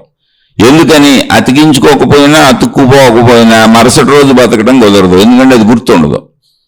కాబట్టి అది గుర్తుండడానికి శరీరం సుదీర్ఘంగా 100 సంవత్సరాలు, 90 సంవత్సరాలు, 80 సంవత్సరాలు శరీరం బ్రతికున్నంత వరకు కంటిన్యూటీ జీవితానికి మనసు అత్యవసరం. ఆ అత్యవసరం అన్న మనసు ప్రాసెస్ అంటించుకోవడం, అది అన్నిటికీ అంటుకుపోవడం అనేది అత్యవసరం. అదే గుర్తు. అది లేకపోతే కంటిన్యూటీ జీవితం ఉండదు. కాబట్టి ప్రతి మనిషి తను వేటిని అంటించుకున్నాడు అంటే, ఒకే ఇంట్లో ఉన్నటువంటి తండ్రి, తల్లి, కొడుకు, కూతురు, అన్నదమ్ములు, అక్క చెల్లెళ్ళు, వీళ్ళందరూ ఒకే ఇంటిలో ఉన్న కుటుంబ సభ్యులు ఒకే ఇంటిలో ఉండొచ్చు, కానీ అందరి అభిప్రాయాలు వేరువేరుగా ఉంటాయి చూడండి, అందరి భావాలు వేరువేరుగా ఉంటాయి చూడండి, అందరి భావాలలోనూ అందరూ ఒకరితో ఒకళ్ళు ఘర్షణ పడతా ఉంటారు చూడండి, అందరి ఇష్టములు వేరువేరుగా ఉంటాయి చూడండి. కారణం ఏంటి అంటే, ఎవరి మనసును వాళ్ళు తయారు చేసుకున్నారు. ఎవరికి ఏం కావాలో అది అంటించుకున్నారు, ఎవరు ఏం చూశారో అక్కడ అంటుకున్నారు, అతికించేసుకున్నారు. వీళ్ళు అంటే వీళ్ళు అతికించుకున్నారు, వీళ్ళు అతుక్కున్నారు, వీళ్ళు అంటించుకున్నారు, వీళ్ళు అంటింపబడుతున్నారు, వెళ్ళి దానికి అతుక్కుపోతున్నారు. ఇదే మనసు. కాబట్టి ఇప్పుడు సృష్టి, బయట సృష్టి చూస్తున్నప్పుడు కంటికి అందరికీ ఒకలా కనపడవచ్చు. శరీర నిర్మాణం బట్టి మానవులందరికీ సృష్టి ఒకలా, పంచేంద్రియ అనుభవాలు బయటివి ఒకలానే ఉంటాయి. కానీ అంతరంగములో సృష్టి ప్రధానము. అంతరంగం అంటే మానసిక సృష్టి ప్రధానము. అక్కడ ఎవరి కాళ్ళకి విభేదాలు వస్తాయి. అందుకే అందరూ తినే వస్తువులు ఒకటే అయినా, తినే వస్తువులు ఒకటే కానీ ఎంపికలు ఉన్నాయి. నువ్వు తినదు నేను తిన్ను, నేను తిన్ను నువ్వు తినదు. అంటే నా ఇష్టం ఇది, నువ్వు తినేది నాకు ఇష్టం కాదు. నాకు స్వీట్ ఇష్టం, అబ్బాయి నాకు హాట్ ఇష్టం. స్వీటుల్లో లక్షల రకాలు ఉన్నాయి, నువ్వు తినేది నాకు ఇష్టం ఉండదు, నేను తినేది నా ఇష్టం వేరు, నీ ఇష్టం వేరు. అంటే ఎవరి సృష్టి వారు తయారు చేసుకున్నారు అన్నది మీరు బాగా గుర్తించాలి. అలా ఎవరి సృష్టి వాళ్ళు తయారు చేసుకోవటం అంటే ఏంటి? ఏమీ లేదు, మనసుకి అంటించుకోవటం, మనసు వెళ్ళి అంటుకోవటం. అదే బంధము, బాంధవ్యము. అది ఎవరి దాళ్లే. అందులో తండ్రికి, తల్లికి, కొడుక్కి, అందరికి ఎవరికి సంబంధం లేదు. ఎవరి ఇండివిజువల్ వాళ్ళే. అది ఎవరి ఇండివిజువల్గా సొంత సృష్టి వాళ్ళు తయారు చేసుకున్నారు. ఆ సొంత సృష్టి వాళ్ళ అంతరంగ మనసు. బాహ్య సృష్టి అందరికీ సమానంగా కనపడుద్ది, కానీ ఎవరి సొంత సృష్టి వాళ్ళ లోపల వాళ్ళకి మాత్రమే కనపడుతుంది, ఇంకోళ్ళకి కనపడదు. ఎవరి సృష్టి వాళ్ళకే తెలుసు, మనసు అనే సృష్టి వాళ్ళకే తెలుసు, ఇంకోళ్ళకి తెలియదు. అందుకని ఒకరికి ఇష్టమైంది ఇంకొకరికి ఇష్టం కాకపోవచ్చు, ఒకరికి అయిష్టమైంది ఇంకొకరికి ఇష్టం అవ్వచ్చు. అలా రకరకములుగా సృష్టిలో మనుషులు అనేక రకాలుగా ఉంటారు. అవే ఘర్షణలు. ఎవరికి వాళ్ళు నాదే కరెక్ట్ అనేలా, ఎవరికి వాళ్ళు నాదే సత్యం అనేలా కాదు, అది నీ సత్యము అంతే. ఈ సత్యాన్ని తెలుసుకోమంటుంది ఆధ్యాత్మికత. ఆధ్యాత్మికత అసలు ఎందుకు వచ్చింది అంటే, అందులో అద్భుతం ఏం లేదు, శరీర పనితీరును వివరించి చెబుతుంది అంతే. అయినా ఘర్షణలు పడద్దు, గొడవలు పడద్దు. ఎందుకనంటే ఎవరి సృష్టి వాళ్ళు చేసుకున్నారు మనసు రూపంలో. కాబట్టి నీకు ఇష్టమైంది వాళ్ళకి ఇష్టం అవ్వదు, నీకు కష్టమైంది వాళ్ళకే కష్టం అవ్వదు. కాబట్టి ఎవరికి వాళ్లే. ఇక్కడ మనం అందరం కలిసిమెలిసి బతకాలి కనుక అది అర్థం చేసుకొని చక్కగా సర్దుబాటు చేసుకుంటూ మంచిగా జీవించుకుంటూ వెళ్ళిపోండి అని ఆధ్యాత్మికత చెబుతుంది. శరీర పనితీరుని వివరణ ఇచ్చింది అది. ఆ వివరణను గ్రహించినటువంటి ఆధ్యాత్మిక చదువుకోనటువంటి, తన శరీర వ్యక్తిగత చదువుకోనటువంటి, తన అంతరంగ చదువుకోనటువంటి, మొత్తం తన శరీర పనితీరు, తన మనో పనితీరు, తన బుద్ధి పనితీరు, తన ప్రాణశక్తి పనితీరు, తన సంపూర్ణత్వము గురించి చదువుకోనటువంటి వ్యక్తులు నిత్యము ఘర్షణలు పడుతూ, ఎవరి లోకంలో వాళ్ళు సుఖదుఖములకు లోనవుతూ, ఆ ఘర్షణల నుంచి ఎలా తప్పించుకోవాలనే ప్రయత్నాలలో ఇతర మనుషుల్ని బాధ పెడుతూ, దుఃఖపెడుతూ, కష్టపెడుతూ, వీళ్ళు దుఃఖపడుతూ, బాధపడుతూ, కష్టపడుతూ, బలమున్నోడిది, తెలివిన్నోడిది, ప్రజ్ఞ ఉన్న వాళ్ళదే రాజ్యముగా వాళ్ళు స్త్రీలైనా పురుషులైనా అలా సాగించుకుంటూ పోతా ఉంటారు. చదువుకున్న వాళ్ళకి ఇక్కడ ప్రాబ్లం రాదు. ఎందుకనంటే ఎవరి మనసు వాళ్ళు నిర్మించుకుంటున్నాము అనేటువంటి శరీర శాస్త్రం యొక్క మా శరీర పనితీరు మనో పనితీరు తెలుస్తుంది సార్ ఈ చదువుకుంటే. ఈ శరీర శాస్త్రం అని చదువు అందే. నీ చదువు నువ్వే చదువుకోవాలి. దీనికి బయట పుస్తకం ఎక్కడ లేదు, నువ్వే పుస్తకం. నీ పుస్తకం నీకెందుకు తెలియదు? నీకు తెలిసిన పుస్తకమే కదా, నువ్వు నీకెందుకు తెలీదు? కాబట్టి అది చదువుకున్న వాళ్ళు నాకు ఇలా అనిపించింది, నా భార్యకి ఇలా అనిపించింది, నాకు ఇలా అనిపించింది, నా కుమార్తెకి ఇలా అనిపించింది, నా కుమారుడికి ఇలా అనిపించింది, నా స్నేహితుడికి ఇలా అనిపించింది, నా చుట్టూ ఉన్న వాళ్ళకి ఇలా అనిపిస్తుంది. అది వాళ్ళ సృష్టి, ఇది నా సృష్టి. ఇందులో ఘర్షణ పడేదే ఉంది. నాది నా ఇష్టం, వాళ్ళది వాళ్ళ ఇష్టం. మీరు అందుకే చూడండి, ఒక హోటల్కి వెళ్తే హోటల్లో మనుషులు తినదగిన పదార్థాలు అనేక రకాలు చేస్తారు. ఎవరికి నచ్చిన వాళ్ళు తిని వెళ్ళిపోతూ ఉంటారు. ఘర్షణ ఉండదు అక్కడ, ఘర్షణ అసలు ఉండదు. అలాగే ఒక బట్టల కొట్టుకు వెళ్తే మనుషులు ధరింపదగిన వస్త్రములు అనేక రకములు తయారు చేస్తారు. ఎవరికి నచ్చిన వాళ్ళు కొనుక్కుంటారు, వెళ్ళిపోతారు. అక్కడ ఘర్షణ ఉండదు. మీరు అలా అనేక రకములు ఎందుకు వచ్చినాయి ప్రపంచంలో అంటే అనేక రకములైనటువంటి ఇష్టములు ఉన్నవి కనుక, విభిన్నమైన భావములు ఉన్నవి కనుక అక్కడెక్కడ మనకు ఘర్షణ లేదు. కానీ రొటీన్ ప్రపంచం నుండి మనం కొనుక్కునే చోట ఘర్షణ లేదు, హోటల్కి వెళ్ళి తినే చోట ఘర్షణ లేదు. కానీ కలిసిమెలిసి బ్రతికే చోట ఘర్షణ వస్తుంది. ఎందుకు ఘర్షణ వస్తుంది అంటే నాకు తగ్గట్టు నువ్వు ఉండాలని, నాలా నువ్వు ఆలోచించాలని. అసంభవమైనటువంటి దాన్ని సంభవం అవ్వాలని కోరుకుంటున్నావు. ఎప్పటికీ నీకు సుఖశాంతులు ఉండవు. అది సత్యము. ఏంటంటే విభిన్నత. నీ సృష్టి నీది, వాళ్ళ సృష్టి వాళ్ళదే. అది ఎప్పటికీ ఇద్దరు సృష్టిలు ఒకలా ఉండవు. కొన్ని విషయాలు ఎక్కడెక్కడన్నా కలవచ్చు, కానీ ఎవరి సృష్టి వాళ్ళదే. ఎవరి జననం వాళ్ళది, ఎవరి మరణం వాళ్ళది, ఎవరి జీవితం వాళ్ళది, ఎవరి ఆసక్తులు వాళ్ళవి, ఎవరి బంధములు వాళ్ళవి, ఎవరి బాంధవ్యములు వారివి, ఎవరి ప్రయత్నములు వారివి, ఎవరి గ్రహణ శక్తులు వారివి, ఎవరి ఆయువు వారిది, ఎప్పుడు మూడిపోద్దో తెలీదు. అలా అన్నీ ఎవరికి వాళ్ళు సపరేట్. సృష్టి రూపురేఖలు వేరుగా ఉండేలా పెట్టేసింది అసలు. అలా అది గ్రహించి ఆ చదువుకుంటే చాలు. ఏముంది అందులో? చదువు అంటే ఇది తెలుసుకుంటే చాలు. చదువు అంటే తెలుసుకోవటం, అర్థం అవటమేగా. ఇది అర్థమైనప్పుడు ఘర్షణ ఎందుకు వస్తుంది? అసలు ఎవరితో అయినా ఘర్షణ రాదు. ఎందుకని అంటే నేను ఇలా అనుకుంటున్నా, వాళ్ళు అలా అనుకుంటున్నారు అన్నప్పుడు కుటుంబంలోనూ ఘర్షణ లేదు, ప్రపంచంలోనూ ఘర్షణ లేదు, ఎక్కడ ఎవరితోనూ ఘర్షణ లేదు. చదువుకున్న వాడికి ఘర్షణ లేదు. అందుకే విద్య లేని వాడు వింత పశువు అనేటువంటి సామెత పెద్దలు చెప్పారు. ఎవరైతే చదువుకోరో, ఏంటి చదువు? నిన్ను కూర్చుని చదువు, నిన్ను నువ్వు చదువుకోవటమే. నిన్ను చదువుకుంటే మొత్తం అందరూ ఇలాగే ఉన్నారు. మానవ వ్యవస్థ ఇలాగే ఉంటుంది. కాబట్టి ఎవరి జోలికి నువ్వు వెళ్ళబాక, నీ జోలికి ఎవరు వచ్చినా పక్క నుంచి వెళ్ళిపో. ఎందుకని? నీ సృష్టి నీది, అది నీకే కనపడుతుంది. నీ అంతరంగం నీ సృష్టి, నీ మనసు నీ సృష్టి ఇంకోళ్ళకి కనపడదు. అలాగే వాళ్ళ అంతరంగం వాళ్ళ సృష్టి, అది నీకు కనపడదు. నాలా నువ్వు ఉండు, నీలా నేనుంటాను అంటే ఎట్ట కుదురుతుంది? కుదరదు. కాబట్టి ఇక్కడ అసలు ఘర్షణలకు తావు లేనిటువంటిదే విద్య. విద్య ఉన్న చోట వింత పశువు అంటే ఘర్షణలు. పశువు అంటే జంతువులు గొడవలు పడతాయి, ఘర్షణలు పడతాయి, లాక్కుంటాయి, పీక్కుంటాయి, కరుచుకుంటాయి, ఏరుచుకుంటాయి. అలా ఉంటే జంతు ప్రవృత్తి. మనిషి అలా ఉండకూడదు. పైగా పశువుల్లో వింత పశువు అన్నారు. పశువుల్లో వింత పశువు అని ఎందుకన్నారంటే పశువులకు నిర్ధారణ ఉంది. వాడికి బుద్ధి లేదు, వాటి జ్ఞానం అంతే ఇవ్వబడింది కనుక వాటి జీవన విధానమే అలా పెట్టింది సృష్టి. కాబట్టి అరుసుకున్నా, కరుసుకున్నా, లాక్కున్నా, పీక్కున్నా, స్నేహం చేసుకున్నా, విడిపోయినా, అవి ఘర్షణ పడినా తప్పు లేదు. ఎందుకంటే జంతు లక్షణం అంతే. వాటికి విచక్షణ జ్ఞానం లేదు. కానీ మనిషికి ఉంది. కాబట్టి మనిషి జంతువులో ఉన్నాడు కాబట్టి వింత పశువు. నువ్వు ఒరిజినల్గా జంతువు కాదు, నువ్వు మనిషివే. కానీ నువ్వు ఇప్పుడు జంతువులో ప్రవర్తిస్తున్నావు. ఎందుకని? చదువుకోక. మళ్ళీ చదువు అంటే మీరు 1వ తరగతి 2వ తరగతి భౌతిక చదువులు కాదు, నీకు సంబంధించిన స్వీయ చదువు. అందుకే దాన్ని ఆధ్యాత్మిక చదువు, ఆత్మజ్ఞాన చదువు, స్వీయ అంతరంగ వ్యక్తిగత చదువు అన్నారు. ఆధ్యాత్మిక చదువు అని ఎందుకు అన్నారంటే మూలం మొత్తం, ఈ సృష్టి మొత్తానికి మూలమైనటువంటి శక్తి ఒకటే. మొట్టమొదటి చెప్పుకున్నాం, ఆకాశ శక్తి ఉంది ఇక్కడే. అది అసలు అన్నీ ఇక్కడ ఉన్నాయే. మీరు దేన్ని నమ్మక్కర్లా. ఉన్నవే ఉన్నవాటిని చూపిస్తూ మాట్లాడుతున్నారు మహాత్ములు. అవే చెప్పారు. మీరు ఏదో ఊహలు ఊహించి కల్పితాలు కల్పించక్కర్లా. అసలు ఆకాశము అనేటువంటిది శక్తి స్వరూపము. దాని చేతనే ఏర్పడింది అక్కడక్కడ సృష్టి.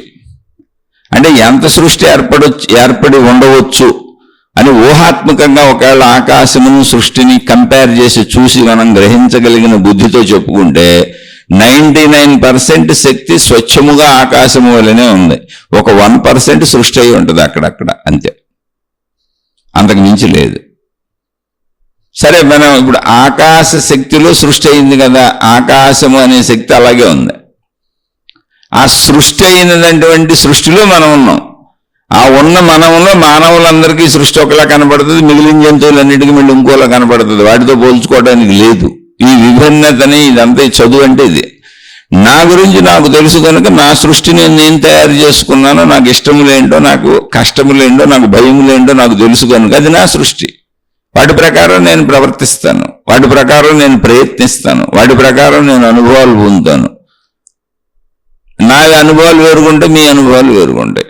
కాబట్టి ఈ చదువు ఎవరు ఎంత స్పష్టంగా చక్కగా తెలుసుకొని గ్రహిస్తారో వారు ఎప్పటికీ ఎవరితో ఘర్షణ పడరు. అసలు ఇందులో ఘర్షణ పడేది ఏముంది? నా ఇష్టం నాది, మీ ఇష్టం మీది కదా, తెలిసిపోతుంది ఎవరు సృష్టిలు చేసుకున్నాం. కాబట్టి ఘర్షణ పడుతున్నారు అంటేనే మీరు చదువుకోలేదు, విద్య లేని వాడు ఎంత పశువు. కానీ చదువుకోవటానికి మీరు ఏమన్నా భౌతికపరమైనటువంటి స్కూల్స్కి వెళ్ళి చదువుకోవాలంటే అక్కర్లేదు. మిమ్మల్ని మీరు చూసుకుంటే చాలు, మిమ్మల్ని మీరు తెలుసుకుంటే చాలు, మిమ్మల్ని మీరు గమనించుకుంటే చాలు. మీ శరీరము, మీ మనసు, మీ బుద్ధి, మీ ప్రయత్నములు, మీ ఆలోచనలు, మీ ఇష్టములు, మీ అయిష్టములు అన్నీ మీరు చూసుకుంటా ఉంటే మీరు ఎలా ప్రవర్తిస్తున్నారో మీకే తెలిసిపోద్ది. మీరు ఎంత పశువులాగా ఉన్నారా, మనిషిలాగా ఉన్నారా, ధర్మంగా ఉన్నారా, మంచిగా ఉన్నారా, చెడ్డగా ఉన్నారా, అన్నీ అందరికీ తెలిసిపోద్ది. నా గురించి నాకెందుకు తెలియదు? ఇంకోటి, నా గురించి నాకు మాత్రమే తెలుస్తుంది, మీ గురించి మీకు మాత్రమే తెలుస్తుంది. అందుకని ముందు మనం చేయవలసిన మొట్టమొదటి పని ఏంటంటే అసలు ప్రయత్నించటం, బ్రతకటం, ఈ సృష్టిలోకి వెళ్ళి ప్రయత్నాలు చేసేయటం కంటే ముందు మన చదువు మనం చదువుకొని అప్పుడు వెళ్ళాలి, జ్ఞానాన్ని పొంది వెళ్ళాలి. ఒక వ్యక్తి ఒక కారు కొనుక్కున్నాడు, ఒక మోటార్ సైకిల్ కొనుక్కున్నాడు, ఒక సైకిల్ కొనుక్కున్నాడు. ఏం చేయాలి? ముందు దాన్ని తొక్కటం నేర్చుకోవాలి, సైకిల్ని. మోటార్ సైకిల్ డ్రైవింగ్ నేర్చుకోవాలి, కారు డ్రైవింగ్ నేర్చుకోవాలి. అప్పుడు అది వేసుకెళ్ళాలి. వేసుకెళ్తే నీకు ప్రమాదం ఉండదు, ఎవరికి ప్రమాదం ఉండదు. నేర్చుకోకుండా వేసుకెళ్తే లేదు. అందుకని నేర్చుకోవటానికి నువ్వు ఖాళీ ప్రదేశాలు చూసుకోవాలా. నేర్చుకునేటప్పుడు 4 సార్లు పడతావు లెగుస్తావు. అదే విద్య. దాన్ని ఎలా తొక్కాలో అర్థం చేసుకుంటావు, అర్థమయ్యే వరకు ప్రాక్టీస్ చేస్తావు, అంతే, ఇంకేం లేదు. అర్థం అవటం ఇక్కడ. ఈ సైకిల్ని ఎలా తొక్కాలని అర్థం అవ్వాలి, మోటార్ సైకిల్ని ఎలా డ్రైవ్ చేయాలో అర్థం అవ్వాలి, అది శరీరానికి అర్థం అవ్వాలి, మనలో ఇమిడిపోవాలి.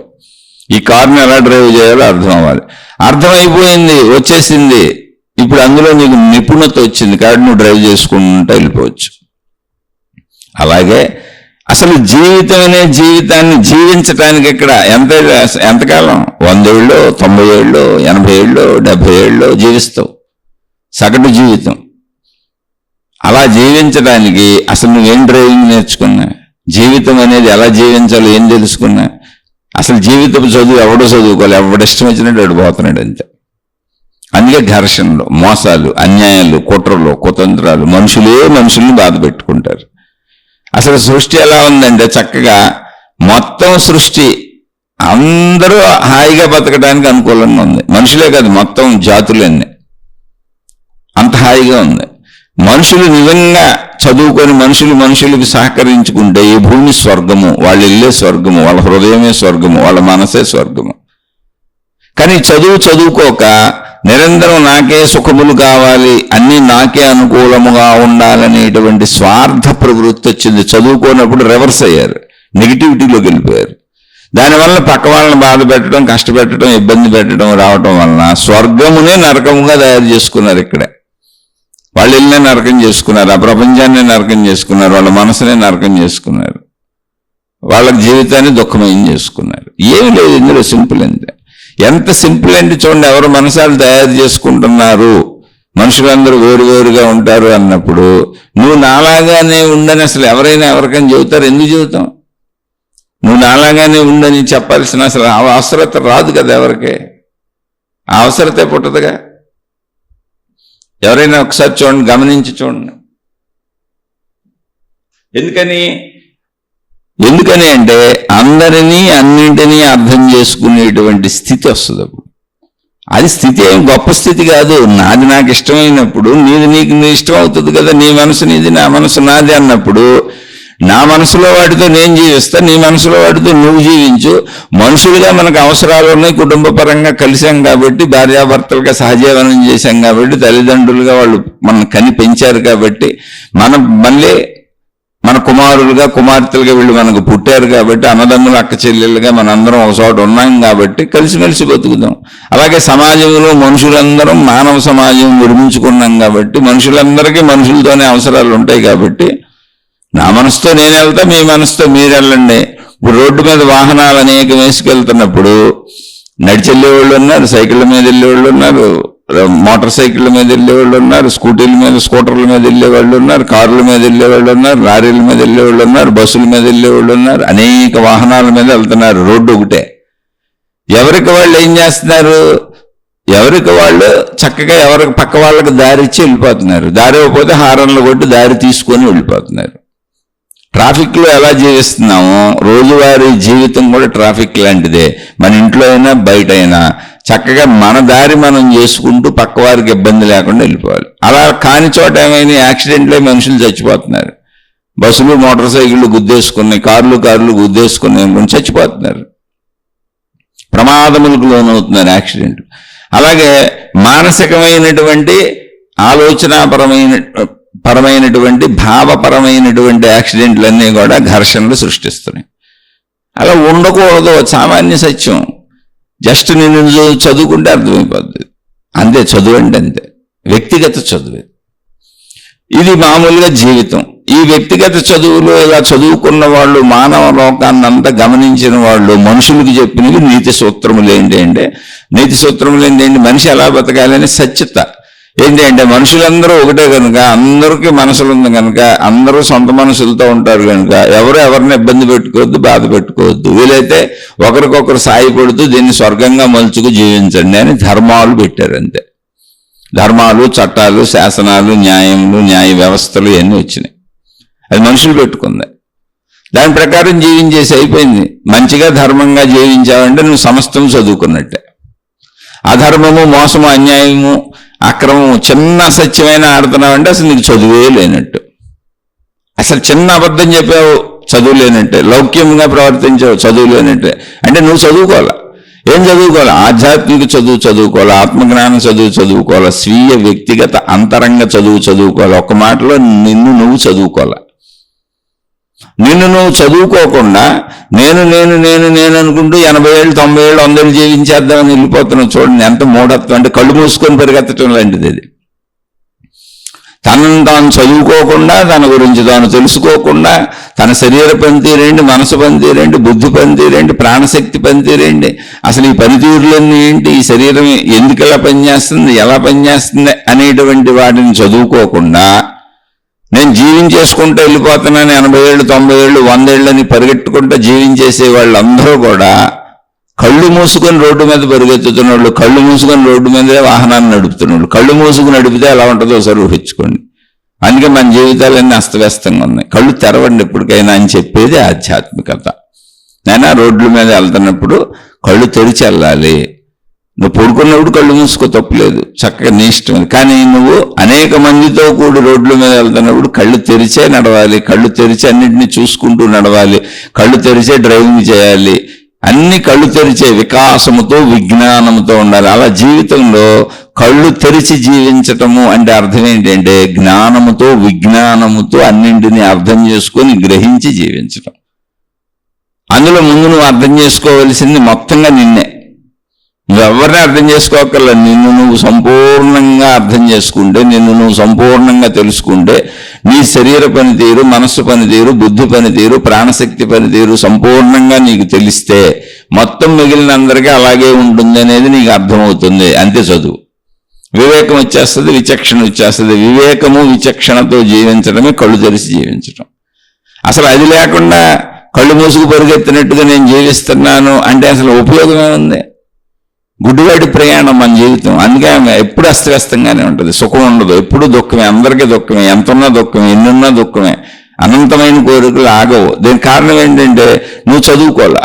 విద్య లేనివాడు వింత పశువు.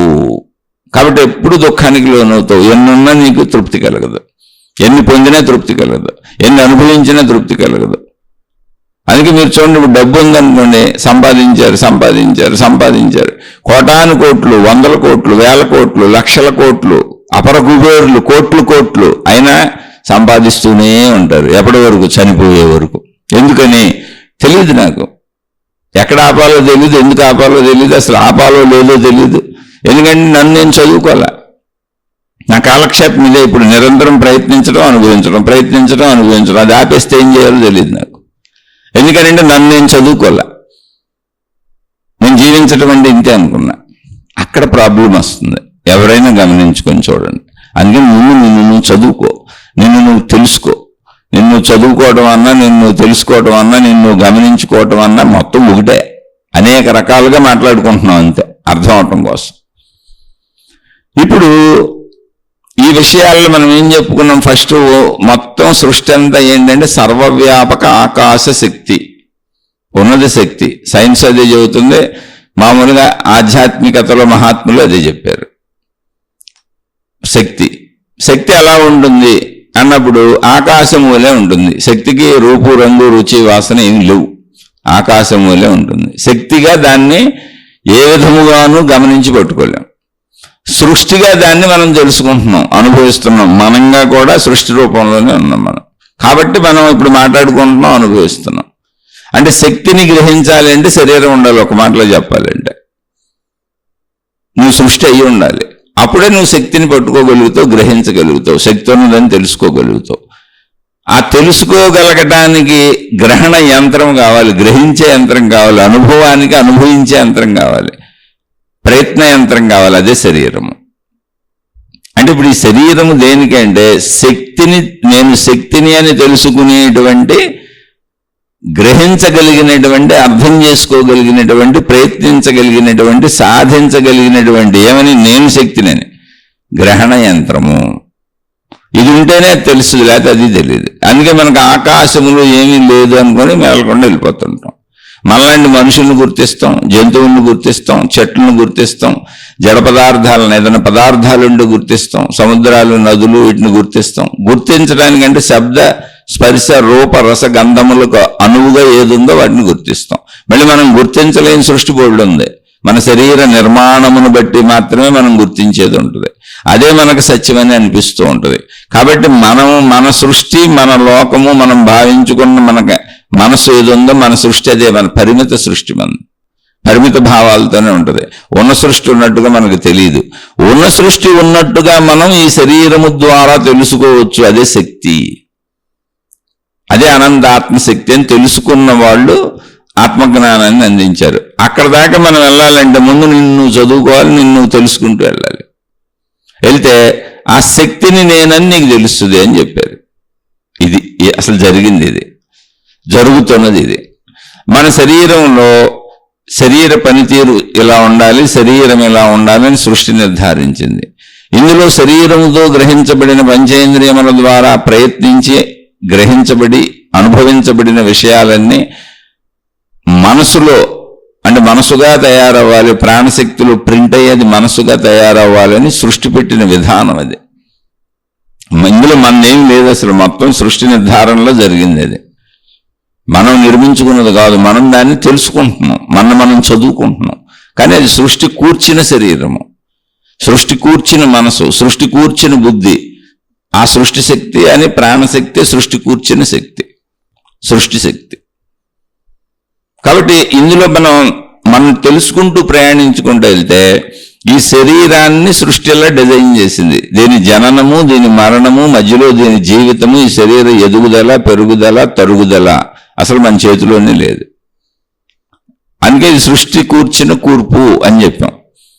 అలాగే మనం ఏం గ్రహించాం మనసుతో అనేది మన చుట్టూ ఉన్న పరిసరాల నుంచి మనం గ్రహించి ఏర్పాటు చేసుకున్న మన మానసిక వ్యవస్థ ఎలా తయారవ్వాలి, ఇవన్నీ అంటుకుపోవాలి, మనసుగా తయారవ్వాలి అనేది సృష్టి కూర్పు. అందుకని ఎవరికి వాళ్ళకి సొంత మనసు తయారైంది. మనసు తయారవ్వాలనేది సృష్టి కూర్పు. ఎందుకంటే మనిషి జీవితం కంటిన్యూటీ సాగాలి అంటే అన్ని గుర్తుండాలంటే అన్ని అంటుకోవాలి మనసుకు వచ్చి. ఆ అంటుకోవటమే బంధము, బాంధవ్యాల వ్యవస్థ. ఇది కూడా సృష్టి కూర్పే. అయితే ఇవి ఎక్కడ అంటుకుంటున్నాయి? ఇక్కడి నుంచి మొదలవుద్ది ఆధ్యాత్మికత. ఎక్కడ అంటుకుంటున్నాయి అంటే ప్రాణశక్తిలో అంటుకుంటున్నాయి. ఏమండి నాలో ప్రాణశక్తి ఉందా అంటే మరి నువ్వే గమనించుకోవాలి. ప్రాణం పోయింది, చచ్చిపోయారంటున్నాగా, అంటే బతుకున్నారంటే అర్థం ఏంటి? ప్రాణశక్తి ఉంది, స్త్రీ అయినా పురుషుడైనా. ప్రాణశక్తిలో బిడ్డ పుట్టినప్పుడు, మాతృగర్భంలోంచి బిడ్డ బయటకు వచ్చినప్పుడు ఆ బిడ్డకు మనస్సు లేదు. అందుకనే బిడ్డ నిర్వికారంగా, నిరామయంగా, నిరంజనంగా, సంతోషంగా అలా కాళ్ళు చేతులు ఆడించుకుంటూ అలా మంచం మీద ఉంటుంది. ఏదో చేయాలన్న తపన ఇంకా శరీరంలో పుట్టలేదు అసలు. ఎందుకంటే మనసు లేదు, మనసు ఏర్పడలేదు. అప్పుడు ఏముంది? శరీరం ఉంది, ప్రాణశక్తి ఉంది. అక్కడి నుంచి శరీరమును ఇంద్రియములు ఏంటంటే చర్మానికి స్పర్శ ఉంది, చెవులకి శబ్దాన్ని గ్రహించే శక్తి ఉంది, కంటికి దృశ్యాలు చూసే శక్తి ఉంది, నాలుగుకి రుచులు చూసే శక్తి ఉంది, ముక్కుకు వాసనలు చూసే శక్తి ఉంది. ఆ బిడ్డలో శరీరములు శక్తులు ఉన్నాయి. అంటే ఈ విధమైన పనితీరులు ఉన్నాయి. ఆ పనితీరుల ద్వారా బిడ్డ అక్కడి నుంచి గ్రహించుకుంటూ వచ్చిన విషయాలన్నీ బిడ్డ యొక్క మనస్సులో, అంటే బిడ్డ యొక్క ప్రాణశక్తిలో ప్రింట్ అయినాయి. అది మనసుగా ఏర్పడుతుంది. మనసు రోజు తయారవుతూనే, చనిపోయే వరకు తయారవుతూనే ఉంటుంది.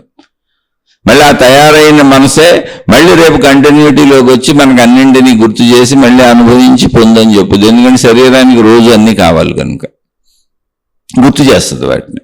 ఈ కూర్పు మంద కాదు, ఈ డిజైనింగ్ మంద కాదు, ఈ యంత్ర పరికరం డిజైనింగ్, దీని పనితీరు మంద కాదు, సృష్టిది. కానీ మనసు ఎక్కడ అవుతుంది? ప్రాణశక్తిలో ప్రింట్ అవుతుంది. మనకు శరీరం వరకు ముందు గ్రహించుకుంటే శరీర పనితీరు మనది కాదు, శరీర జనన మరణాలు మనవి కాదు, అది మన చేతిలో లేదు. శరీర పెరుగుదల, ఎదుగుదల, తరుగుదల మనది కాదు, అది మన చేతిలో లేదు అన్నప్పుడు నువ్వు చక్కగా హాయిగా ఆనందంగా జీవించు. జనన మరణాలకు సంబంధించిన భయం అసలు నీకు కలగదా చదువు సరిగ్గా చదివితే? ఎందుకని మనది కానప్పుడు దాని గురించి ఇంక భయమే ఉంది. అది మన చేతిలోనే లేనప్పుడు, మనది కానప్పుడు దానంతటా ఎదిగిపోతూ తరిగిపోతూ మరణానికి వెళ్ళిపోతూ ఉంటుంది. అది దాని లక్షణం. ఎప్పుడైనా మరణం సంభవించవచ్చు, మరణానికి నిర్ధారణ లేదు. అప్పుడు సరిగ్గా చదువుకున్న వాళ్ళని జ్ఞానులు అంటారు. జ్ఞానికి జనన మరణ భయం ఉండదు, అంటే బాగా చదువుకున్నాడు అని. జ్ఞాని అంటే ఏంటి? ఇప్పుడు చదువు అయిపోయినాక, పరీక్ష పాస్ అయిపోయినాక, 10th అయిపోయింది, ఇంటర్మీడియట్ అయిపోయింది, డిగ్రీ అయిపోయింది, బీటెక్ అయిపోయింది, MBBS అయిపోయింది అని పట్టా ప్రకటిస్తారు. అంటే పాస్ అయ్యారని సర్టిఫికెట్ ఇస్తారు. ఆ సర్టిఫికెట్ జ్ఞాని అనే సర్టిఫికెట్. తన గురించి తను తెలుసుకున్నాడు, తన గురించి తాను తెలుసుకున్నది. వాళ్ళకి బాగా అర్థమైంది, ఈ శరీరం నా చేతిలో లేదు, ఎందుకంటే జననం నా ప్రకారం జరగలేదు, ఈ శరీరంలో ఇంద్రియాలు, ఈ కూర్పు, ఈ పనితీరు నా ప్రకారం జరగట్లేదు, నేను నిర్ణయించుకున్నది కాదు, ఇది ఇవ్వబడిన శరీరము సృష్టి చేత, అదే తీసుకోబడుతూ ఉంటుంది. మళ్ళీ సృష్టి తీసేసుకుంటుంది ఈ శరీరాన్ని. ఇవ్వబడినప్పుడు జననం అన్నాం, తీసుకున్నప్పుడు మరణం అన్నాం, మధ్యలో కాలాన్ని జీవితం అన్నాం. అది స్పష్టంగా చదువుకొని క్లియర్గా క్లారిటీగా అర్థమైపోయి నువ్వు ఆ చదువులో పాస్ అయిపోతే నువ్వు జ్ఞాని అవుతావు. అప్పుడు జనన మరణ భయం నీకు ఎందుకు ఉంటుంది? జీవిస్తావు అంతే. మరి జ్ఞాని అవడానికి నువ్వు ప్రయత్నించుకోవాలి. అది నీ భావస్థిరత. నేను వినేశానికన్నా నాకు భయం అండి అంటే నీకు చదువు అర్థం కాలేదు. వినటం వేరు, చదవటం వేరు, పాస్ అవటం వేరు. సంపూర్ణంగా అర్థమైపోయి నీళ్ళు స్థిరపడిపోవాలి, అప్పుడు నువ్వు పాస్ అవుతావు. అప్పుడే నీకు జ్ఞాని అనేటువంటి సర్టిఫికెట్ వస్తుంది.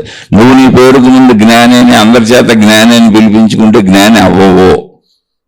నువ్వు జ్ఞానివా కాదా అనేది నీ హృదయమే నీకు చెప్పేస్తుంది. నువ్వు మోసం చేసుకోబాక, ఎవరినే మోసగించబాక. ఇది ఆధ్యాత్మిక చదువు, స్వీయ అంతరంగ చదువు. ఇందులో మోసాలతో పని చక్కగా చదువుకుందాం. ఎందుకంటే మన చదువు మనకే ఉపయోగపడుతుంది, ఎవరికి ఉపయోగపడదు. ఇది ఒక తత్వం. అంటే శరీరపరమైనటువంటి విషయాలలో ఎప్పటికప్పుడు సంతృప్తిగా బతుకుతూ జ్ఞాని అంటే ఆ చదువు బాగా చదువుకొని పాస్ అయిపోయిన వాళ్ళు ఎలా ఉంటారు అంటే వాళ్ళని జ్ఞానులు, జ్ఞాని అన్నారు. జ్ఞాని అన్నప్పుడు స్త్రీ అయినా పురుషుడైనా జ్ఞాని అన్నప్పుడు శరీరమునకు సంబంధించిన ఏ విషయములలోనూ, అంటే తక్కువ దొరికిందా, ఎక్కువ దొరికిందా, ఎక్కువ అనిపించినా, తక్కువ అనిపించినా, ఏ విషయములలోనూ దుఃఖమును పొందరు, హాయిగా జీవిస్తారు. ఎందుకని అంటే అసలు శరీరమునకు సంబంధించిన విషయమే నా చేతిలో లేదు. నా జనన మరణాలు నా చేతిలో లేవు, దీని ఎదుగుదల, తరుగుదల, పెరుగుదల నా చేతిలో లేవు. నా శరీరంలో లేకపోతే ఇంకా పక్క శరీరాలు సృష్టి గురించి దాన్ని ఏదో కంట్రోల్ చేస్తామని ప్రయత్నించడం పిచ్చితనం కాదు. అది పిచ్చితనం అనే విషయం జ్ఞానికి తెలుస్తుంది. తన శరీరం ఎలా సాగుతుందో అది సృష్టి నిర్ణయం అని జ్ఞానికి తెలుస్తుంది. అందుకని తన ధర్మబద్ధమైనటువంటి మంచి ప్రయత్నాలతో తనకు దొరికిన వాటితో తృప్తిగా హాయిగా ఉంటాడు జ్ఞాని. జ్ఞానికి సుఖదుఖములు అంటే సుఖం తెలుస్తుంది, దుఃఖం తెలుస్తుంది. దుఃఖం ఉండదు, సుఖం తెలుస్తుంది.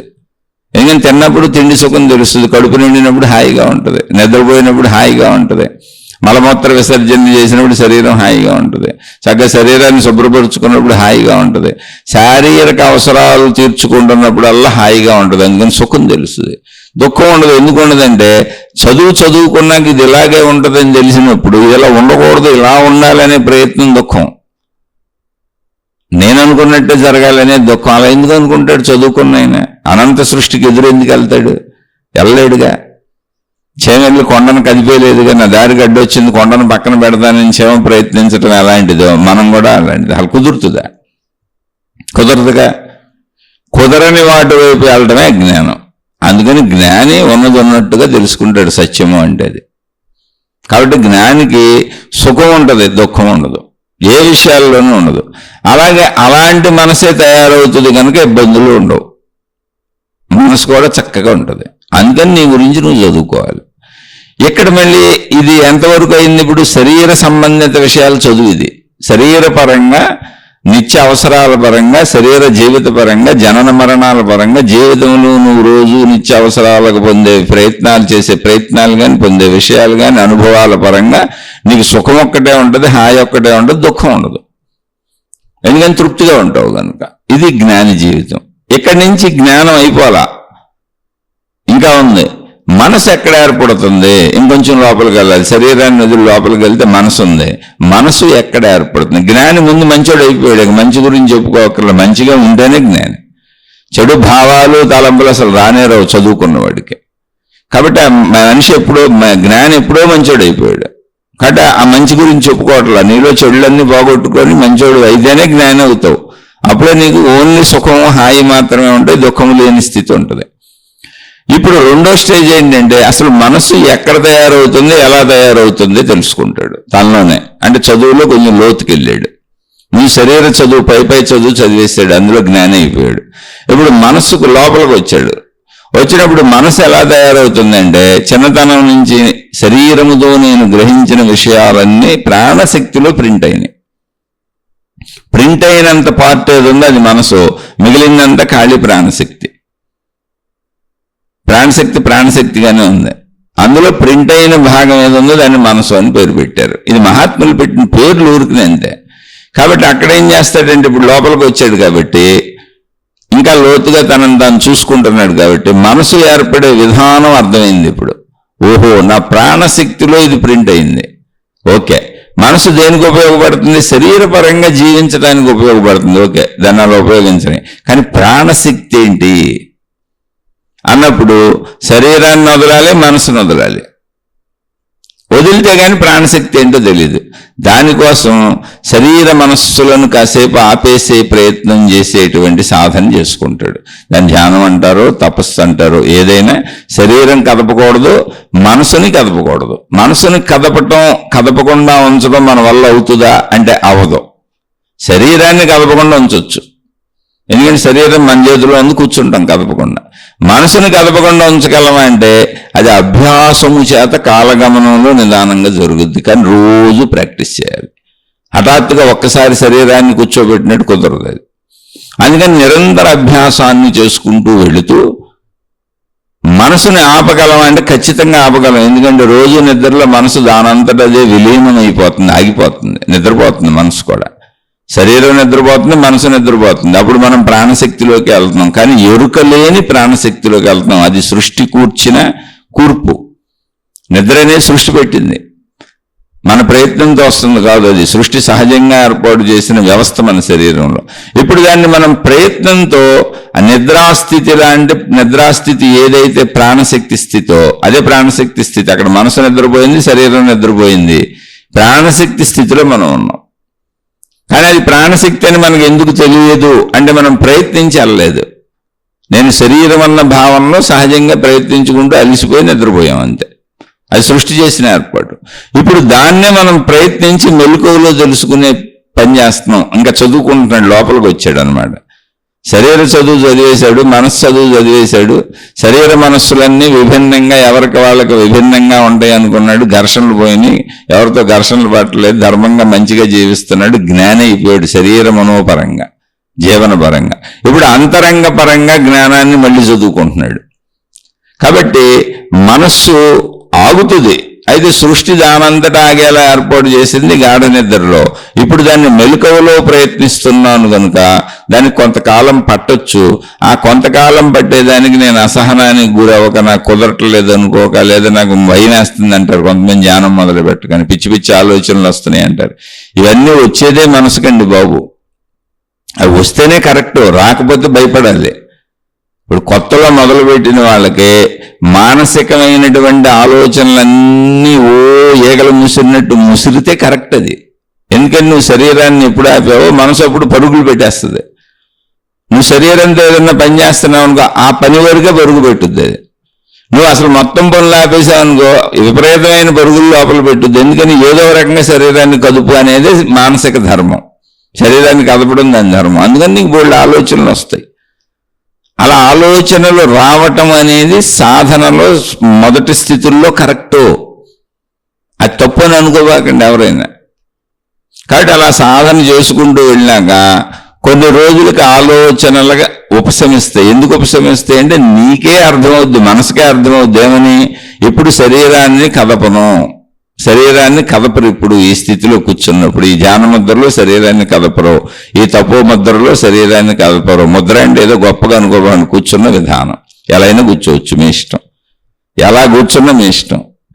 మీ ఇష్టం వచ్చినట్టు కూర్చోవచ్చు. కుర్చీల్లో కూర్చోండి, సోఫాల్లో కూర్చోండి, లేదా నేల మీద కూర్చోండి, ఏదైనా మీ ఇష్టం. ఇంకా అది కూర్చునేదాన్ని అడగబాకండి. అసలు కూర్చోలేదు, మీ కాళ్ళు గీళ్ళు ఇబ్బందులు ఉన్నాయి, నడుములు ఇబ్బందులు, పడుకొని చేసినా తప్పేం లేదు. మీరు చేశారా చేయలేదా అనేది పాయింట్ ఎక్కడ. మీరు చదువుకుంటున్నారా లేదా అనేది పాయింట్ తప్ప ఎలా చదువుకుంటున్నారా అనేది ముఖ్యమైన విషయమే కాదు. మీ వీళ్ళని బట్టి చదువుకోండి, కానీ చదువు అయితే చదువుకోండి. అది కాబట్టి అలా కొంతకాలానికి అర్థమవుద్ది. ఎప్పుడైతే ఇదిగో ఈ స్థితికి వచ్చి ఇలా కూర్చుంటున్నారో, ధ్యానం అంటారో తపస్సు అంటారో ఏదో ఒకటి, అలా కూర్చుంటున్నారో అప్పుడు శరీరాన్ని కదపరు అని మనసుకు అర్థం అవ్వాలి. అర్థమయ్యే వరకు నువ్వు అలా కూర్చోవాలి. అది స్లోగా అర్థం చేసుకుంటూ తన స్పీడుని తగ్గించుకుంటూ, ఓహో ఇప్పుడు శరీరం కదపవలసిన అవసరం లేదు అని అది గ్రహించడానికి పట్టే సమయం మన సాధనా కాలం. అది మనసు ఆగటం అనేది. అలా ఆ సాధన కాలం పట్టి మనసుకు అర్థమైనాక అది ఆగినప్పుడు నువ్వు మెలకువలో ప్రయత్నించి అనేక రోజులు, అనేక నెలలు, అనేక సంవత్సరాలు ప్రయత్నిస్తూ నా ప్రాణశక్తి స్థితి ఎలా ఉంటుందో నేను తెలుసుకోవాలనేటువంటి ఆసక్తితో ప్రయత్నించి మనసును ఆపే ప్రయత్నం చేసావు కనుక ఎప్పుడైతే మనసు ఆగిందో, మనసు ఆగటం అంటే ఏంటి? ఆలోచనలు ఆగటం, విషయాలు ఆగటం, భావాలు ఆగటం, పరిమితాలు ఆగటం, గుర్తులు ఆగటం ఆగిందో ప్రాణశక్తి వరకు తెలుస్తుంది. ఇది దీనికి ఎన్ని సంవత్సరాలైనా పట్టొచ్చు. ఇది వారి ప్రవృత్తులను బట్టి, ప్రయత్నాలను బట్టి ఇదంతా ఉంటుంది. ఇదేదో మనం గాఢంగా ప్రయత్నం చేస్తే వచ్చేది కాదు. మనం దాన్ని ఏదో ఇప్పుడే పొందేద్దాం అనుకుంటే లభించేది కాదు. అది slow and steady wins the race.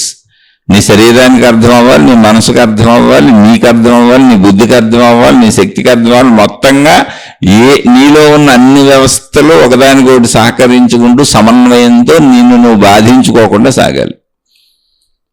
అలా అర్థమై వెళ్ళాలి. అది నీకు నువ్వే సహకరించుకోవాలి అన్నిటిగా, శరీరంగా, మనసుగా, బుద్ధిగా అన్నిటికీ నువ్వు సహకరించుకుంటూ కొద్దిగా అలవాటు చేసుకుంటూ వెళ్ళాలి. ఆ సహకారం లేదు, మనసు సహకరించట్లేదు, శరీరం కుదురుగా కూర్చోట్లేదు, లేచిపో, మామూలు పనులు చేసుకో, మళ్ళీ రేపు ట్రై చేయి, మళ్ళీ కాసేపు కూర్చో, మళ్ళీ ఎల్లుండి ట్రై చేయి. అందుకే సంవత్సరాలు పట్టుద్ది. ఎందుకని? ఇప్పుడు మన జీవితానికి విరుద్ధమైన జీవితంలో అన్ని ప్రయత్నించాలి. శరీరం కదిలెళ్ళాలి, అనుభవాలకు ప్రయత్నించాలి, అవసరాలకు ప్రయత్నించాలి, మనసు కదలాలి, శరీరం కదలాలి, పరుగులు పెట్టాలి. మొత్తం జీవితం అంతా మెలకువ నుంచి రాత్రి నిద్ర వరకు ఇలాగే ఉంటుంది. అలా మనం సుమారుగా ఇలా 16 గంటలు ఇలాగే ప్రయత్నించుకుంటూ జీవిస్తూ రోజు మధ్యలో ఒక పావు గంట, అరగంట కూర్చొని మనసా నువ్వు ఆగిపోండి, అసలు దానికి ఎడ తెలుస్తుంది. మళ్ళీ పొద్దున్నే లేస్తే ప్రయత్నించాలిగా. అందుకని దానికి అరగంట, గంట మనం చేసే ప్రయత్నం అర్థం అవ్వడానికి నెలలు పట్టొచ్చు, సంవత్సరాలు పట్టొచ్చు. ఎందుకని? మళ్ళీ మనం రోజు ఇప్పుడు ఈ ధ్యానమో తపస్సు అయిపోయినాక మళ్ళీ మనం మామూలుగా శరీర మనస్సులు కదుపుకునే జీవించాలి. వృత్తి వ్యాపార ఉద్యోగాలు చేసుకోవాలి, కుటుంబం నడుపుకోవాలి. అందుకని ఇలా కదిలే మనస్సుకి కదిలే శరీరానికి ఇప్పుడు కదలకూడదని అర్థం అవ్వాలి, పావు గంట కదలకూడదని అర్థం అవ్వాలి, అరగంట కదలకూడదని అర్థం అవ్వాలి, మీరు సాధనా కాలం ఎంత అయితే అంత కదలకూడదని అర్థం అవ్వాలి. అలా అర్థం అవ్వటానికి పట్టే సమయము రోజుల, నెలల, సంవత్సరముల తెలియదు, సంవత్సరాలలో పైనే ఉంటుంది. కానీ ఖచ్చితంగా మీరు అలా కంటిన్యూ చేస్తూ ఉంటే మీకు దాని మీద పట్టు వస్తుంది. పట్టు రావడం అంటే ఏం లేదు, మన శరీరానికి మన మనసుకి అర్థం అవుద్ది. మనకు మనమే సహకరించుకుంటాం, మనకు మనమే వ్యతిరేకం కాకుండా. అందుకే బలవంతపు సాధనలు చేయకూడదు, అర్థం కాని సాధనలు చేయకూడదు, నమ్మకపు సాధనలు అసలు చేయకూడదు. నమ్మకము అంటే చాలాసార్లు చెబుతున్నాను, నమ్మకము అంటే అర్థం ఏంటో తెలుసా, నాకు తెలియదు కానీ ఎవరో ఉందని చెప్పారు నమ్ముతున్నా. అక్కడ ఉందో లేదో నాకు తెలియదు, అది ఎలా ఉందో తెలియదు, అసలు దాని గురించి నాకేమీ తెలియదు. ఇప్పుడు మీరు జాగ్రత్తగా గమనించండి. ఇప్పుడు ఎవరినైనా మీరు ఎప్పుడైనా ప్రశ్నించండి, ఎక్కడైనా ప్రశ్నించండి, ఏమంటే మీరు దేవుణ్ణి నమ్ముతారా అనండి. అందరూ మీరు ఎవరిని అడిగినా నమ్ముతామని చెబుతారు. ఎందుకంటే నమ్మేవాళ్ళు ఎక్కువ ఉన్నారు ప్రపంచంలో. ఏదో ఒక మతంలో ఏదో ఒక దేవుణ్ణి నమ్ముతూనే ఉంటారు. ఓకే, నమ్మావు, బాగానే ఉంది. మీ గురువుని నమ్ముతారా? నమ్ముతానండి. గురువులో నమ్ముతానని చెబుతారు. మళ్ళీ మాతాజీలో, గురువులో ఏదో ఒకటి. ఇప్పుడు మీకు 2 కాళ్ళు ఉన్నాయని నమ్ముతారా? మీకు 2 చేతులు ఉన్నాయని నమ్ముతారా? మీకు 2 కళ్ళు ఉన్నాయని నమ్ముతారా? మీకు తల ఉందని నమ్ముతారా? మీకు శరీరం ఉందని నమ్ముతారా? మీ శరీర పనితీరులో మీరు ఇంద్రియానుభవాలు పొందేయన్ని ఇంద్రియాలు ఉన్నాయని నమ్ముతారా? అంటే ఏం చెబుతారు సమాధానం? ఉన్నాయిగా. ఉన్న వాటిని నమ్మవలసిన అవసరం ఉన్నదా? ఉన్న వాటిని నమ్మవలసిన అవసరం ఉన్నదా? మీరు ప్రశ్నించుకోండి. ఉన్నవి మీకు అనుభవం అవుతున్నవి, ఉన్నవని మీకు తెలుస్తున్నది, నమ్మవలసిన అవసరం లేదు. లేనిది ఉన్నదని తెలియబడటం లేనిది అంటే నాకు తెలియబట్టలేదు, ఉందో లేదో నాకు తెలియదు, నాకు తెలియబట్టలేదు, నాకు అర్థం అవటం లేదు, నాకు తెలియబట్టలేదు. దాన్ని నేను నమ్మినా ఉపయోగం ఏంటి? ఇప్పుడు దాన్ని నమ్మితే ఉపయోగం ఏంటి, నమ్మకపోతే ఉపయోగం ఏంటి? అసలు నమ్మాలి నమ్మకూడదు అనేటువంటి అవసరమే లేదు కదా అక్కడ. అది నాకు తెలియబట్టలేదు. అలాగే నాకు తెలియబడుతున్నప్పుడు నాకు కాళ్ళు ఉన్నాయి, చేతులు ఉన్నాయి, తల ఉంది, ముక్కు ఉంది, ఇంద్రియములు ఉన్నాయి అని తెలియబడుతున్నప్పుడు, చెట్టు ఉంది, పొట్టు ఉంది, గొట్టు ఉంది, మనుషులు ఉన్నారు, ప్రపంచం ఉందని తెలియబడుతున్నప్పుడు దాన్ని నమ్మవలసిన అవసరం లేదు. అక్కడ నమ్మకంతో పని లేదు, నమ్మకూడదు అనే దాంతో పని లేదు. అంటే నమ్మకం అనే పదమే అసలు అస్తవ్యస్తమైన పనికిరాని పదం. అది ఎక్కడ పనికిరాదు మీకు. ఎందుకనే తెలుసా? నమ్మకం అంటేనే నాకు తెలియదు, నాకు తెలియదు దాన్ని ఇప్పుడు నమ్మితే ఏంటి, నమ్మపోతే ఏంటి? నాకు తెలియదు, తెలియని దాన్ని నమ్మితే ఏంటి, నమ్మపోతే. గుడ్డోడికి అదిగో ఎర్ర రంగు ఎర్ర రంగు ఎర్ర రంగు అని చెబుతున్నాం. గుడ్డివాడికి ఎర్ర రంగు ఎర్ర రంగు అని చెబితే అలాగే నేను నమ్మాను అంటున్నాడు. కానీ ఎరుపు రంగు ఎలా తెలుస్తుంది గుడ్డివాడికి? అసలు రంగులు ఎలా తెలుస్తుంది గుడ్డివాడికి? అసలు తెలుపు రంగు, ఎరుపు రంగు, నలుపు రంగు, ఆకుపచ్చ రంగు, బొలుగు రంగు, ఏదో ఒక రంగు చూశాం కాబట్టి రంగుల్లో వైవిధ్యత తెలుసు కాబట్టి దీన్ని ఎరుపు అంటారని మనకు తెలుసు. అసలు రంగులే చూడని వాడికి, రంగుల్లో వైవిధ్యతే తెలియని వాడికి, గుడ్డివాడికి, మొత్తం అంధకారంగా నల్లగా కనపడుతున్న వాడికి, కనీసం నలుపని పేరని మనుషులు అనుకుంటున్నారని కూడా తెలియని వాడికి ఎర్ర రంగు గురించి చెప్తే ఏంటి ఉపయోగం ఏంటి? వాడు నమ్మితే ఏంటి ఉపయోగం ఏంటి? నమ్మకం అంతే. లేని దానిని నమ్మటం వల్ల ఉపయోగం లేదు, ఉన్నదానిని నమ్మవలసిన అవసరం లేదు. అందుకని మీరు ఉన్నదాన్ని ఉన్నట్టుగా తెలుసుకోండి, అంతే. సింపుల్. నమ్మకంతో ఏ పని చేయబాకండి. తెలుసుకొని ఉన్నదాన్ని నమ్మవలసిన అవసరం లేదుగా అంటున్నా. జాగ్రత్తగా ఆలోచించుకోండి విషయాలు. ఆలోచించుకొని చక్కగా మీకు నచ్చినట్టు చేసుకుంటూ వెళ్ళండి. ఇక్కడ ఏం జరుగుతుంది? ఈ ప్రాసెస్లో మీకు అర్థం అవ్వటమే. మీ లోపలికి వెళ్ళారు, మీ శరీర మనస్సుల సమన్వయం కుదరాలి. ఈ శరీర మనస్సులు సమన్వయంతో ఆగి, ఇదిగో ఈ ధ్యాన సమయంలో లేదా ఈ సాధనా సమయంలో లేదా ఈ తపో సమయంలో, ఏదో పేరు ఇంతకేం లేదు, కూర్చున్నాం, నన్ను నేను తెలుసుకునే ప్రయత్నం, నా ప్రాణశక్తిని తెలుసుకునే ప్రయత్నం. ఆ ప్రయత్నంలో అలా శరీర మనస్సుల సమన్వయం కుదిరి అన్ని అర్థం చేసుకొని ఆ సమయంలో ఆ కాసేపు అరగంటో గంటో 2 గంటలో 3 గంటలో మీరు చేసే సాధనా సమయాన్ని, అంటే మీరు కూర్చునే సమయాన్ని బట్టి, మీ ప్రాణశక్తిని తెలుసుకుందామని మీరు ప్రయత్నిస్తున్న సమయాన్ని బట్టి, ఆ సమయానికి శరీర మనస్సులు అనుకూలంగా వచ్చి అర్థం చేసుకొని ఇప్పుడు కదలకూడదని నిర్ణయించుకోవడానికి పట్టే టైమే మీతో సమన్వయం. మీరు మీతో సమన్వయం. ఎందుకని మళ్ళీ జాగ్రత్తగా గ్రహించండి. అది ఒకవేళ వెంటనే హఠాత్తుగా ఆగిపోయింది అనుకోండి, మళ్ళీ రేపొద్దునే మనసు కదలకపోతే, శరీరం కదలకపోతే, శరీర మనస్సులతోనే కదా జీవిస్తాం మనం ఇక్కడ 100 ఏళ్ళు 80 ఏళ్ళు 90 ఏళ్ళు. అందుకని మనకు అవసరమైనప్పుడు అది కదలాలి, మనకు వద్దన్నప్పుడు అది ఆగాలి.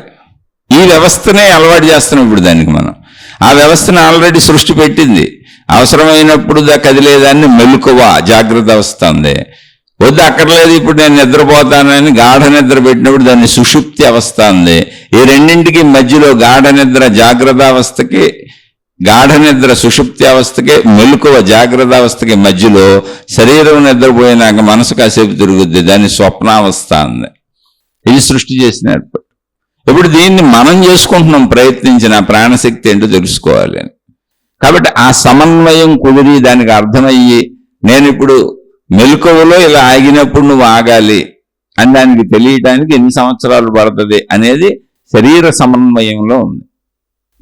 మనం అర్థం చేసుకుని మనం చదువుకుని ఎంత శ్రద్ధతో చదివాం, ఎంత ఆసక్తితో చదివాం, ఎంత శ్రద్ధగా చేస్తున్నాం, దాని మీద ఎంత ఆసక్తి ఉంది, ఇవన్నీ సమకూర్చుకుంటూ మన శరీర మనస్సుల సమన్వయం ప్రాణశక్తి ఎరుకలోకి వచ్చి అవి ఆగటం అనేది అలవాటు అయినప్పుడు ప్రాణశక్తి ఎరుకు తెలుస్తుంది. అంతే, అందులో అద్భుతం లేదు, మహిమ లేదు. ఎవరో నీ నెత్తి మీద చేయి పెడితే నీకు ప్రాణశక్తి ఎరుకు తెలియదు. నీకెవరో శక్తిపాతాలు చేయలేరు, నీకెవరో మహిమలు మాయలు చేయలేరు, నీకెవరో అద్భుతాలు చేయలేరు, నీ భూత భవిష్యత్తులు ఎవరో చెప్పలేరు. నీకు తాళ్లు కట్టి, తాయెత్తులు కట్టి, రక్షరేకులు కట్టి, యంత్రతంత్ర మంత్రాలతో నిన్నెవరూ ఏమీ చేయలేరు, రక్షించలేరు, కాపాడలేరు. అది భౌతికంగానైనా, ఆధ్యాత్మికంగానైనా, శరీర పరంగానైనా, కుటుంబ పరంగానైనా, వృత్తి వ్యాపార ఉద్యోగాల పరంగానైనా ఎవరూ నీకు ఎటువంటి లాభాన్ని చేయలేరు. చేస్తామన్న వాళ్ళందరూ నిన్ను మోసపుచ్చుతున్నారు, నువ్వు మోసపోతున్నావు. ఆశ ఉన్నవాడు మోసపోతారు. ఇది గంటాపదంగా లెక్కించుకోవచ్చు ఎక్కడ ఆత్మజ్ఞాన మార్గములో. మిగిలిన మార్గాలతో నాకు అసలు సంబంధం లేదు, అవసరం లేదు. ఆత్మజ్ఞాన మార్గంలో మాత్రం ఎవరూ చేయలేరు. ఇది నేను చెప్పేది కదా, ఆత్మజ్ఞాన గ్రంథాలు చెబుతున్నాయి. ఎందుకంటే మొత్తంగా ఉన్నది ఒకటే శక్తి, అది అనంత ఆత్మశక్తి, అది అందరికీ సమానమే. అందరిలో ఉన్న ప్రాణశక్తి స్వరూపం అదే, అందరిలో ఉన్న మనోశక్తిగా పనిచేసేది అదే, అందరిలో బుద్ధిశక్తిగా పనిచేసేది అదే, అందరిలో శరీర పనితీరు అంతే. అన్ని సమానమే. ఎవరికైనా ఎవరెవరు ఎలా ఉపయోగించుకుంటారనేటువంటిది వారి వారి ఇష్టముల ప్రకారం వారి సొంత సృష్టి, సొంత మనసు తయారు చేసుకుంటారు, సొంత జీవితం జీవిస్తారు. కాబట్టి ఇక్కడ ఆత్మశక్తి పరంగా ఎక్కువ తక్కువ లేవు, ఉండవు. ఉంటే అది ఆత్మజ్ఞానం కాదు, ఆత్మశక్తి కాదు. అదంతా అంధజ్ఞానం, గుడ్డి జ్ఞానం, మూఢ జ్ఞానం. కాబట్టి అటువంటివి ఈ మార్గంలో ఉన్నవాళ్ళు నమ్మకూడదు. అటువంటివి నమ్మేవాళ్ళు ఈ మార్గానికి అసలు పనికిరారు. ఇందులోకి రాబాకండి, ఇవి వినబాకండి. మీరు నమ్మే మార్గాల్లో మీరు హాయిగా పోండి. ఎందుకంటే రెంటికి చెడ్డ రేవడనేటువంటి సామెత ఒకటి ఉంది. అది కాకుండా పోయింది, ఇది కాకుండా పోయిందని మీరు రెంటికి చెడ్డ రేవడవుతారు. ఇక్కడ సామాన్యతే ఉంటుంది. నువ్వు చదువుకుంటున్నావు అంతే, సింపుల్ థింగ్ అంతే. నీ సంపూర్ణంగా సమగ్రమైన చదువు నీ గురించి నువ్వు చదువుకుంటున్నావు. కేవలం అదే ఆధ్యాత్మిక చదువు, ఆత్మజ్ఞానం చదువు. అప్పుడు శరీర మనస్సులు దాటి ప్రాణశక్తిలో కూర్చున్నప్పుడు ఏం జరుగుతుంది? దీన్ని మనలో ఉన్న జ్ఞానంతో ఊహాత్మకంగా మనం ఊహించుకోవచ్చు. ఎందుకంటే మనం బోళ్ళు ఊహిస్తాం మనసుతో రోజు. మన బోళ్ళు ఊహాత్మక శక్తి ఉంది కదా మనలో. అయితే అది భౌతిక విషయాలను ఊహిస్తూ ఉంటాం. శరీరపరమైన ప్రాపంచికపరమైనటువంటి విషయాలను ఊహించుకుంటూ ఉంటాం. అదే ఊహాశక్తితో ఇక్కడ కూడా ఊహించవచ్చు మనం. ఎలా అంటే శరీరపరమైన విషయాలు తీసేసాం, మనస్సులో ఏమున్నాయి? శరీరపరమైన ప్రాపంచిక విషయాల ప్రయత్నాలు ఉన్నాయి, ప్రాపంచిక విషయాలు ఉన్నాయి, విషయాల అనుభవాలు ఉన్నాయి, అంటించుకున్నవి ఉన్నాయి. అన్ని మనసు వేటి వేటిని అంటించుకుందో, వేటి వేటికి అతుక్కుందో అవన్నీ అక్కడ ఉన్నాయి, బంధాలు బాంధవ్యములుగా. ఇప్పుడు అవన్నీ తీసేసాం, అంటే మనస్సును పక్కన పెట్టేశాం. గాఢ నిద్రా స్థితికి నిద్రలో వెళ్ళాం, అది సృష్టి చేసింది. అదే స్థితిని ఇక్కడ మెలకువలో పొందాం, ఆ ప్రాణశక్తిలోకి వచ్చాం మెలకువలో. అంటే మనసు లేదు, శరీరం లేదు. అప్పుడు ఎలా ఉంది ప్రాణశక్తి? ఖాళీగా ఉంటుంది. ఎందుకని? ఖాళీ ప్రాణశక్తిలోనే మనసులో విషయాలు, పరిమిత విషయాలు ప్రింట్ అవుతున్నాయి, పరిమిత ప్రయత్నాలు ప్రింట్ అవుతున్నాయి, పరిమిత అనుభవాలు ప్రింట్ అవుతున్నాయి. శరీరంతో అన్ని చేసినవన్నీ, అన్ని పరిమితాలు ప్రింట్ అవుతున్నాయి. కానీ ప్రాణశక్తి ఎలా ఉంది అంటే అది ఖాళీగా ఉంది, అనంతంగా ఉంది, పరిమితంగా లేదు, సర్వవ్యాపకంగా ఉంది. విషయాలు మాత్రమే పరిమితంగా ఉన్నాయి. విషయాలు పరిమితంగా ఉన్నాయి. విషయాలు తీసేస్తే అందులోంచి అప్పుడు ప్రాణశక్తి ఎలా ఉన్నది అంటే ఆకాశము వలె ఉన్నది. ఇది మహాత్ములు చెప్పింది. అలాగే ఉంటుంది ఊహించుకు చూస్తే. విషయాలు లేని మనసు ఎలా ఉందో చూడండి ఒకసారి. విషయాలు తీసేసిన మనసు చూడండి ఒకసారి. ఖాళీ మనసుని చూడండి, ఆకాశం వల్లనే ఉంటుంది. అదే ప్రాణశక్తి. ఆ ప్రాణశక్తిలోకి వెళ్ళినప్పుడు అంటే శరీరంలో ఉన్నప్పుడు శరీర సంబంధిత జ్ఞానము నేను అనిపిస్తుంది. దాని స్పర్శలు, దాని ఇంద్రియాలు, ఇదంతా నేను అనిపిస్తుంది. మనసులోకి వెళ్ళినప్పుడు మనసులో ఉన్న విషయాలు, అనుభవాలు, ఇవన్నీ నేను అనిపిస్తుంది. అంటే దేంట్లో ఉంటే దాని లక్షణాలు మనకు అనిపిస్తూ ఉంటాయి. సంపూర్ణంగా శరీరంలో ఉన్నప్పుడు శరీర లక్షణాలన్నీ నేనే అనిపిస్తూ ఉంటుంది. సంపూర్ణంగా శరీరం కాకుండా శరీరాన్ని అవి మనసులో కూర్చోబడి ఊహాత్మకంగా సాగుతున్నప్పుడు మానసిక లక్షణాలు నేను అనిపిస్తుంది. అది చాలా తేడా ఉంటుంది. అంటే శరీర లక్షణాలు నేను అనిపించినప్పుడు పరిమిత భావన ఉంటుంది. ఇప్పుడు ఎక్కడో అమెరికాలో నేను ఏదో చూసి వచ్చాను. ఇప్పుడు మనసు ఒక్కసారిగా అమెరికా వెళ్ళిపోద్ది గుర్తు చేసుకొని. ఎక్కడైనా ఏ ప్రదేశం, పుణ్యక్షేత్రాలు, విహారయాత్రలు, ఎంత దూరమైన కానివ్వండి, ఎవరినైనా కానివ్వండి, మానసిక దర్శనం ఇప్పుడే అయిపోద్ది. మానసిక దర్శనం ఇప్పుడే అయిపోద్ది. అది మంచిదా చెడ్డదా ఏ విషయం తర్వాత విషయం. అది మనోశక్తి. అందుకని మనోశక్తిలో ఉన్నప్పుడు మనో లక్షణాలు ఊహాత్మకంగా అవి నావే అనిపిస్తూ ఉంటాయి, నేనే అనిపిస్తూ ఉంటుంది. అది లక్షణాలు అనిపించటం అంటే. అది నేనుగా స్థితుల్ని అనుభవిస్తూ ఉంటాను. శరీరంలో ఉన్నప్పుడు నేను క్షణమాత్రంలో అమెరికా వెళ్ళలేను. కాబట్టి శరీర పరిమిత భావాలకు లోనైపోయి ఇది నేనే అనిపిస్తూ ఉంటుంది. పరిమిత భావాలు కలుగుతూ ఉంటాయి. అలాగే ప్రాణశక్తిలోకి వచ్చినప్పుడు అక్కడ విషయములు లేవు, పదార్థములు లేవు. శరీరమున పదార్థము లేదు, ఇంద్రియాలు లేవు, మనస్సుల ప్రయత్నాలు లేవు, అనుభవాలు లేవు, విషయాలు లేవు, వస్తువులు లేవు. మొత్తం ఖాళీగా ఉంది. ఖాళీ ఎలా ఉన్నది? మనం బయట దేన్ని ఖాళీ అంటున్నాం? ఆకాశాన్ని ఖాళీ అంటున్నాం. ఆ ఖాళీ ఎలా ఉంది? సర్వవ్యాపకముగా అనంతంగా ఉంది. ఆ ఖాళీలో సృష్టి ఉంది, గ్రహములు, గోళములు, నక్షత్రములు. అలాగే నా ప్రాణశక్తి అనే ఖాళీలో మనస్సు ఉంది, మనసులో విషయాలు ఉన్నాయి. ఆ విషయాలలో శరీరం ఉంది, ఆ శరీరాన్ని నడుపుతుంది. ఇలా ఒక్కొక్క స్టెప్ వెళ్ళినప్పుడు శరీరాన్ని వదిలాను, మనసులోని విషయాలన్నింటినీ వదిలేశాను, ఓన్లీ ప్రాణశక్తిలో కూర్చున్నాను. అప్పుడు ప్రాణశక్తి ఖాళీగా సర్వవ్యాపకంగా పరిమితత్వము లేని విధంగా ఉంది. పరిమితత్వం విషయాలకు ఉంటుంది, పరిమితత్వం దృశ్యాలకు ఉంటుంది, పరిమితత్వం శబ్దాలకు ఉంటుంది, పరిమితత్వం పదార్థాలకు ఉంటుంది, పరిమితత్వం అనుభవాలకు ఉంటుంది, పరిమితత్వం సుఖాలకు ఉంటుంది, పరిమితత్వం దుఃఖాలకు ఉంటుంది, పరిమితత్వం భయాలకు ఉంటుంది.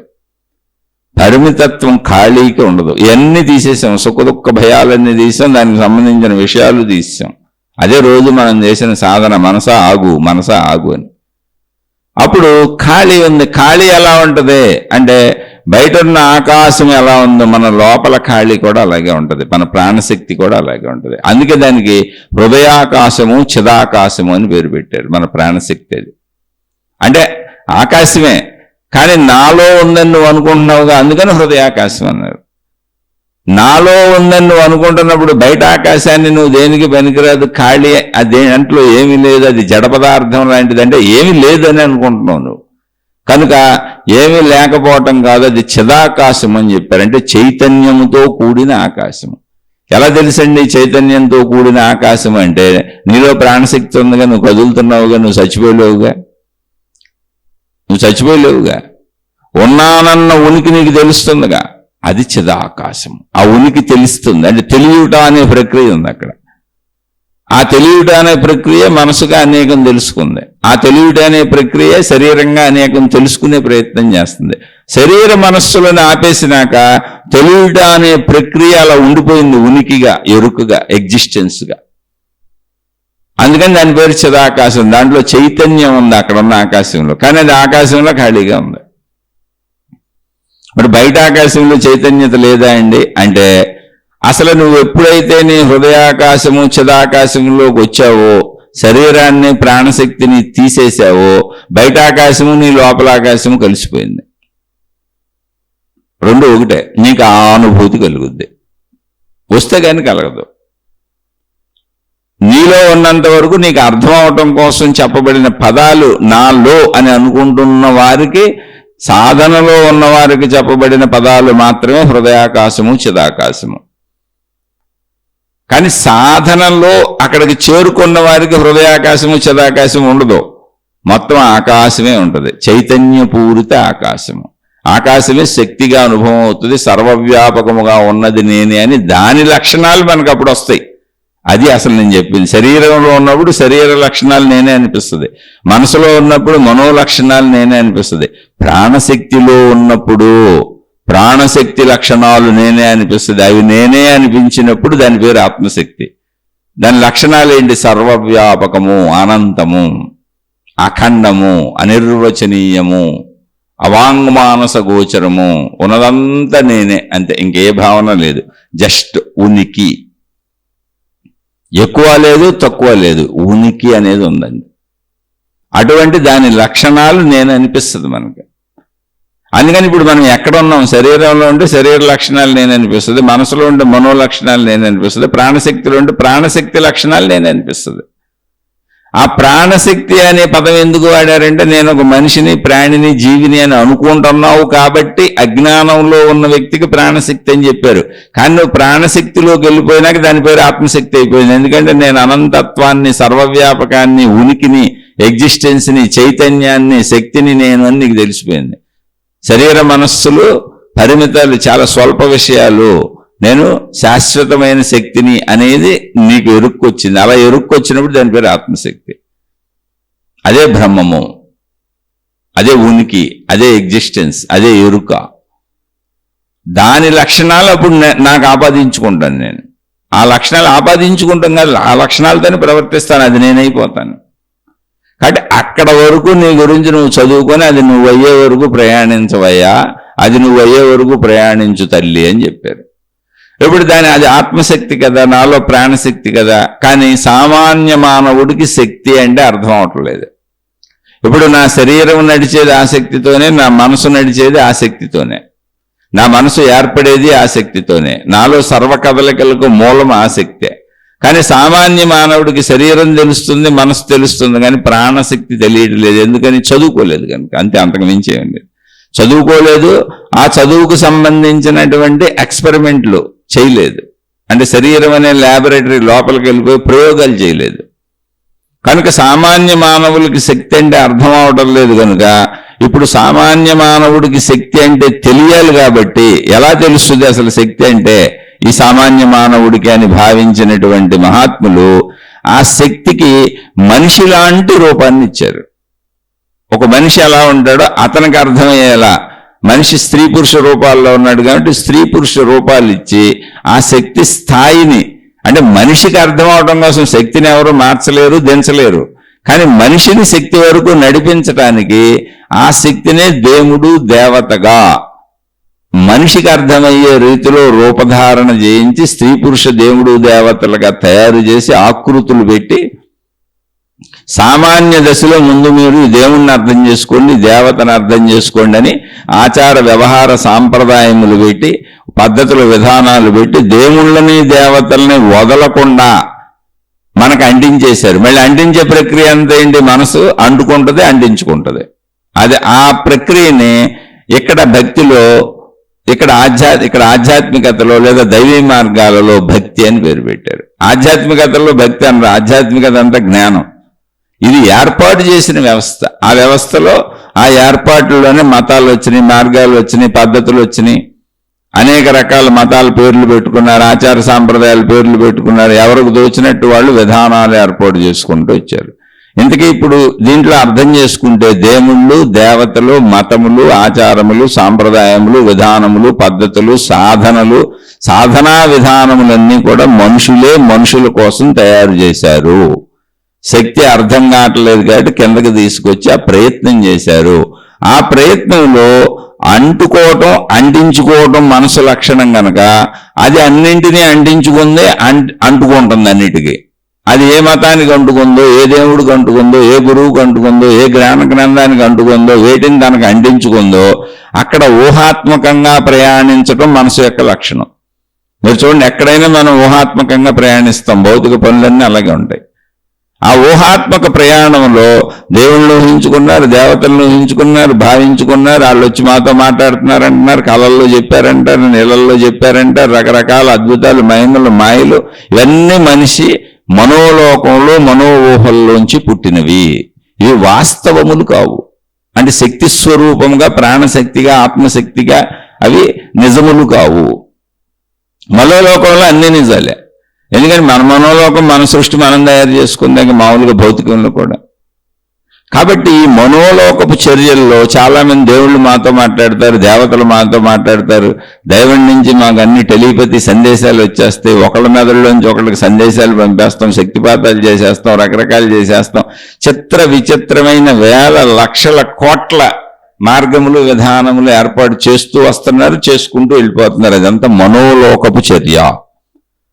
అది మనోలోకపు చర్య, అసలు దేనికి పనికొచ్చేది కాదు. అది కేవలము నేను శక్తిని చేర్చటానికి, అనంత ఆత్మశక్తి, నీలో ఉన్న ప్రాణశక్తి, నీకు శక్తి అంటే తెలియటం లేదు కనుక నిన్ను అక్కడ వరకు చేర్చటానికి ఏర్పాటు చేయబడిన వ్యవస్థ అంతే. అది సత్యం కాదు. కేవలం నిన్ను అక్కడికి ఎక్కించడానికి ఏర్పాటు చేయబడిన నిచ్చెన, నిన్ను అక్కడికి ఎక్కించడానికి ఏర్పాటు చేయబడిన మెట్లు లాంటిది. అయితే మనసుకి అతుక్కునే గుణం ఉంది, ఊహించుకునే గుణం ఉంది, అతికించుకునే గుణం ఉంది, అతుక్కునే గుణం ఉంది, ఆ రెండింటిని బట్టి ఊహించుకునే గుణం ఉంది. ఇది మనోలక్షణం. మనోలక్షణం అక్కడ భక్తిగా పిలువబడింది. ఆ భక్తిలో ఎవరికాళ్ళు తయారు చేసుకున్న సృష్టి కాబట్టి ఎవరికాళ్ళు ఊహించుకుంటూ, భావించుకుంటూ, చెప్పుకుంటూ వెళ్తున్నారు తప్ప దేవుడు ఎవరికి సందేశాలు ఇవ్వడు. దేవుడి నుంచి వచ్చే సందేశాలు ఎవరికి ఉండవు. దేవుడి నుంచి వచ్చే సందేశాల్లో మళ్ళీ ఆధ్యాత్మికం ఏంటి, భౌతికం ఏంటి, ఇన్ని రకాలు ఏమి ఉండవు. నీ ప్రాణశక్తి వలనే నువ్వు బతుకుతున్నావు. నీ మనసు కదిలినా, నీ శరీరం కదిలినా మొత్తం కదలికలన్నీ ప్రాణశక్తి వలన.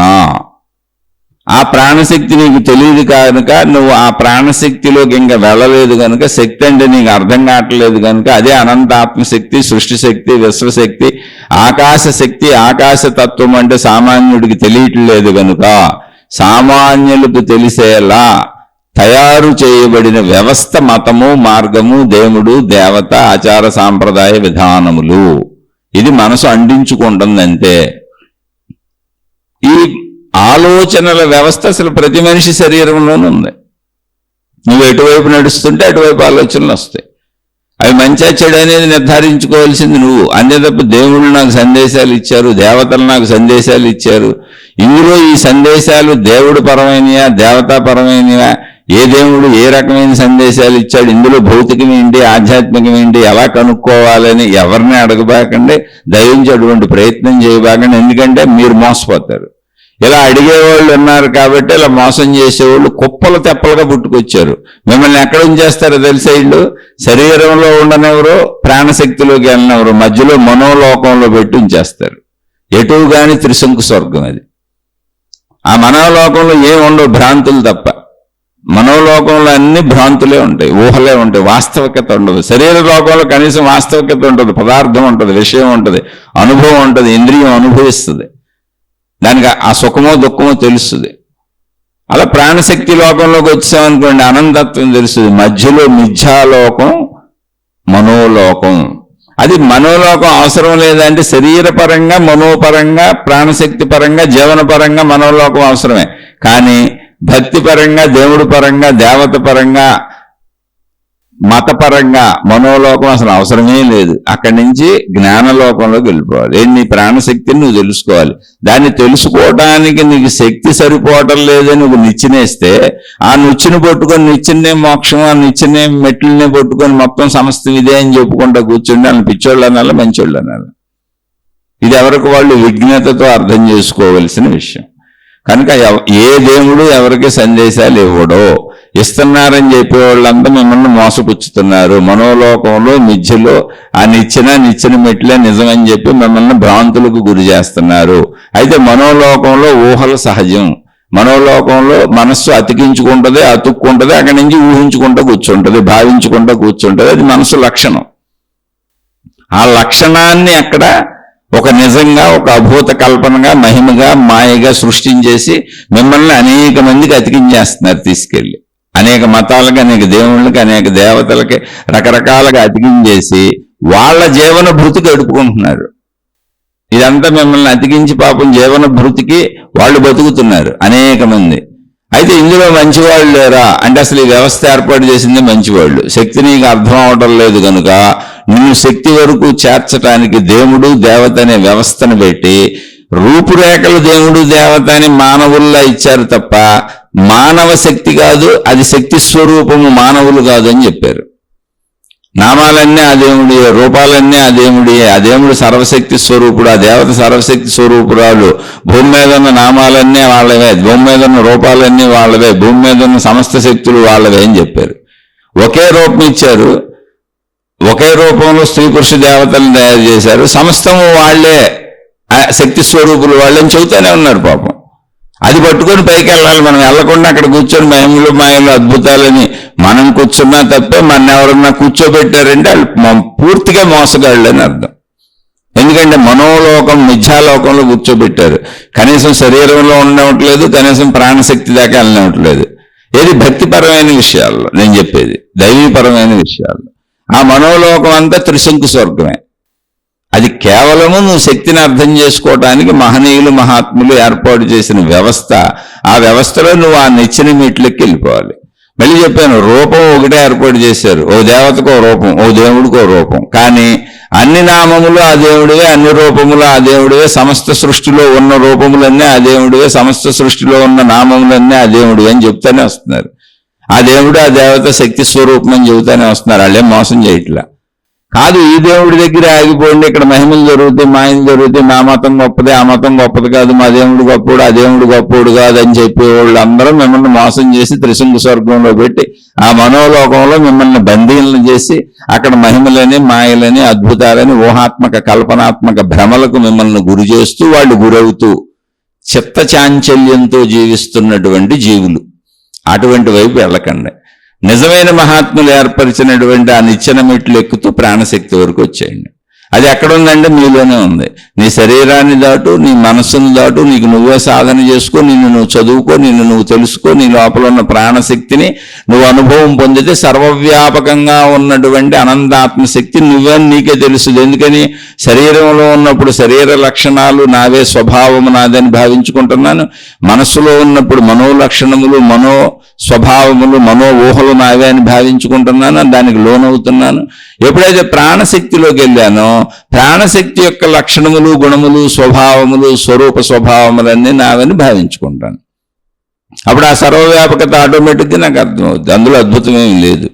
శరీరంలో కూర్చొని మనసులో కూర్చొని ప్రాణశక్తిని ఊహించుకోవటప్పుడు కన్ఫ్యూజన్గా ఉంటుంది.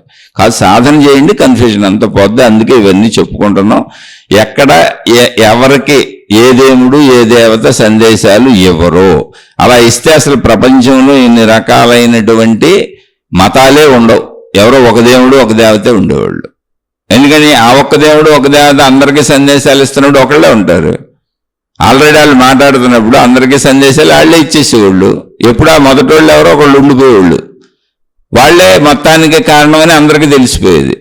అలా కాకుండా కోకొల్లలుగా పుట్టుకొచ్చేస్తున్నారు, మనుషులు పుట్టించేస్తున్నారు. దేవుళ్ళు దేవతలనే మనుషులు పుట్టించేస్తున్నారండి. ఇంతమంది దేవుళ్ళు, ఇంతమంది దేవతలు, ఈ మతాలు, గొడవలు, గోళ్ళు, నా దేవుడు కరెక్ట్, నా మతం కరెక్ట్ అంటున్నారంటేనే అవన్నీ అబద్ధమని అర్థం. జాగ్రత్తగా ఆలోచించి చూసుకోండి. నిజంగా ఎవరైనా సందేశాలు ఇచ్చే దేవుడు ఉండుంటే మొదట ఎవరో ఒక దేవుడో ఒక దేవత ఒకళ్ళు ఉండేవాళ్ళు, వాళ్ళు సందేశాలు ఇస్తూ ఉండేవాళ్ళు, ఆ సందేశాలను అందరు నమ్ముతుండేవాళ్ళు. ఎప్పటికీ ఒకళ్ళే ఉండేవాళ్ళు, కొత్త వాళ్ళతో అవసరం ఉంది. ఎందుకని వాళ్ళు సందేశాలు ఇస్తున్నారు కాబట్టి, అందరికీ ఇస్తారు కాబట్టి. అసలు వాళ్ళు సందేశాలే ఇవ్వటం లేదు, ఇవన్నీ కల్పించబడినవి, సృష్టించబడినవి కాబట్టి వాళ్ళు ఆ దేవుడు సందేశాలు ఇస్తున్నాడు అన్నప్పుడు నేను ఇంకో కొత్త దేవుడిని సృష్టించుకొని ఈ దేవుడు నాకు ఇస్తున్నాడు, ఈ దేవత నాకు ఇస్తుందని చెబుతాను. ఎందుకంటే నేను మోసగత్తిని కనుక నేను నా పబ్బం గడుపుకోవడానికి మహాత్ములు ఏర్పరిచిన అద్భుతమైనటువంటి నిచ్చెన మెట్ల లాంటి వ్యవస్థని నేను నా ఉపయోగార్థం కుళ్ళు కుతంత్రాలతో మోసకారితనంతో వాడుకుంటున్నాను కనుక, ప్రజలను మభ్యపెడుతున్నాను కనుక నేను ఇవన్నీ సృష్టిస్తాను. నేను ప్రాణశక్తి వరకు ఎవరిని వెళ్ళనివ్వను, అలాని శరీరంలోనూ కూర్చొనివ్వను. మనోలోకంలో కూర్చోబెడితే వాళ్ళ వల్ల నాకు పబ్బం గడుస్తుంది, వాళ్ళ వల్ల డబ్బు వస్తుంది, కీర్తి ప్రతిష్టలు వస్తాయి, నాకు సమూహాలు తయారవుతాయి, నాకు సేవలు చేస్తారు, నన్నే దేవుడు దేవతగా గురువు అని మహాత్ముడని మాతాజీ అని కీర్తించి నా వెనకబడతారు. పాపం అదొక మిథ్యాలోకం. ఆ కర్మలో వాళ్ళు అనుభవిస్తారు. కర్మ సిద్ధాంతాన్ని మర్చిపోతున్నారు. మళ్ళీ వాళ్ళే చెబుతారు ఉపన్యాసాల్లో కర్మ సిద్ధాంతం ఉందని, కానీ మళ్ళీ వాళ్ళే కర్మ సిద్ధాంతాన్ని మర్చిపోయి, ఎందుకంటే మభ్యపెట్టే బ్యాచ్లు కదా, మర్చిపోయి ఇవన్నీ చేస్తున్నారు. ఆ కర్మ ఫలాలు వాళ్ళే అనుభవిస్తారు. మనం అటువైపు వెళ్లకుండా మహాత్ములు మన శరీరం నుంచి శక్తి వరకు మధ్యలో ఏర్పరిచినటువంటి దైవీ వ్యవస్థ అనే నిచ్చెన మెట్లను ఎక్కుకుంటూ మన తత్వాన్ని మనం అర్థం చేసుకుని ఆత్మజ్ఞాన చదువులో ఆధ్యాత్మిక చదువులోకి వెళ్ళిపోదాం. ఇదంతా నిచ్చెన మెట్లు మహాత్ములు ఏర్పాటు చేసిన వ్యవస్థ మాత్రమే. అందుకని నీ లోపలికి నువ్వు వెళ్ళిపో, నిన్ను చూసుకో, నిన్ను గమనించుకో, ధర్మంగా బతుకు, మంచిగా బతికితే శరీరపర మనోపర జ్ఞానాన్ని సాధించేసినట్టే. అలాగే రోజు సాధన చేసుకుంటూ గాఢ నిద్రా స్థితిలో ఎలా సహజంగా అయితే శరీర మనస్సులు ఆగిపోతున్నాయో అలాంటి స్థితిని కొన్ని సంవత్సరాల పాటు ఒక అరగంటో గంటో 2 గంటలో నీ వీలును బట్టి నువ్వు కూర్చొని సాధన చేసుకుంటూ ఉంటే ఒక రోజుకి ఎరుకలో మెలకువలో నిద్రపోకుండా సంపూర్ణ జాగ్రత్త అవస్థలో శరీర మనస్సులు ఆగిపోయినప్పుడు ప్రాణశక్తి అనుభవం కలుగుతుంది. నేను ప్రాణశక్తిని అని తెలుస్తుంది. ఇందులో అద్భుతం లేదు, మహిమ లేదు, మాయ లేదు. ఇది నువ్వు కష్టపడి చేసుకోవాలి, నువ్వు చదువుకోవాలి, నువ్వు రోజు ప్రాక్టీస్ చేసుకోవాలి. ఇంకా అది ఎంత చదువుతావు, ఎంత ప్రాక్టీస్ చేస్తావు అనేది నీ ఇంట్రెస్ట్, నీ శ్రద్ధ మీద ఆధారపడి ఉంది. దాన్ని బట్టి ఫలితం ఆధారపడి ఉంది. ఇది రియల్ నిజమైనటువంటి ఆత్మజ్ఞాన చదువు, ఆధ్యాత్మిక చదువు.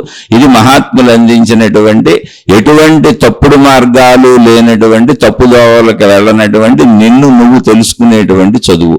ఇక్కడ ఫీజులు కట్టక్కర్లేదు, నువ్వు సేవలు చేయక్కర్లేదు, అసలు చెబుతున్నవాడు ఎవడో కూడా నువ్వు తెలుసుకోక్కర్లేదు. ఎందుకంటే చెబుతున్నది అంతా కూడా నీ శరీరం గురించి, నీ మనసు గురించి, నీ బుద్ధి గురించి, నీలో ప్రాణశక్తి గురించి, నీ గురించి నీకైనప్పుడు నువ్వు నిన్ను చూసుకోవాలి తప్ప చెప్పేవాడిని చూడటం ఎందుకు? అసలు చెప్పేవాడితో నీకేం పని?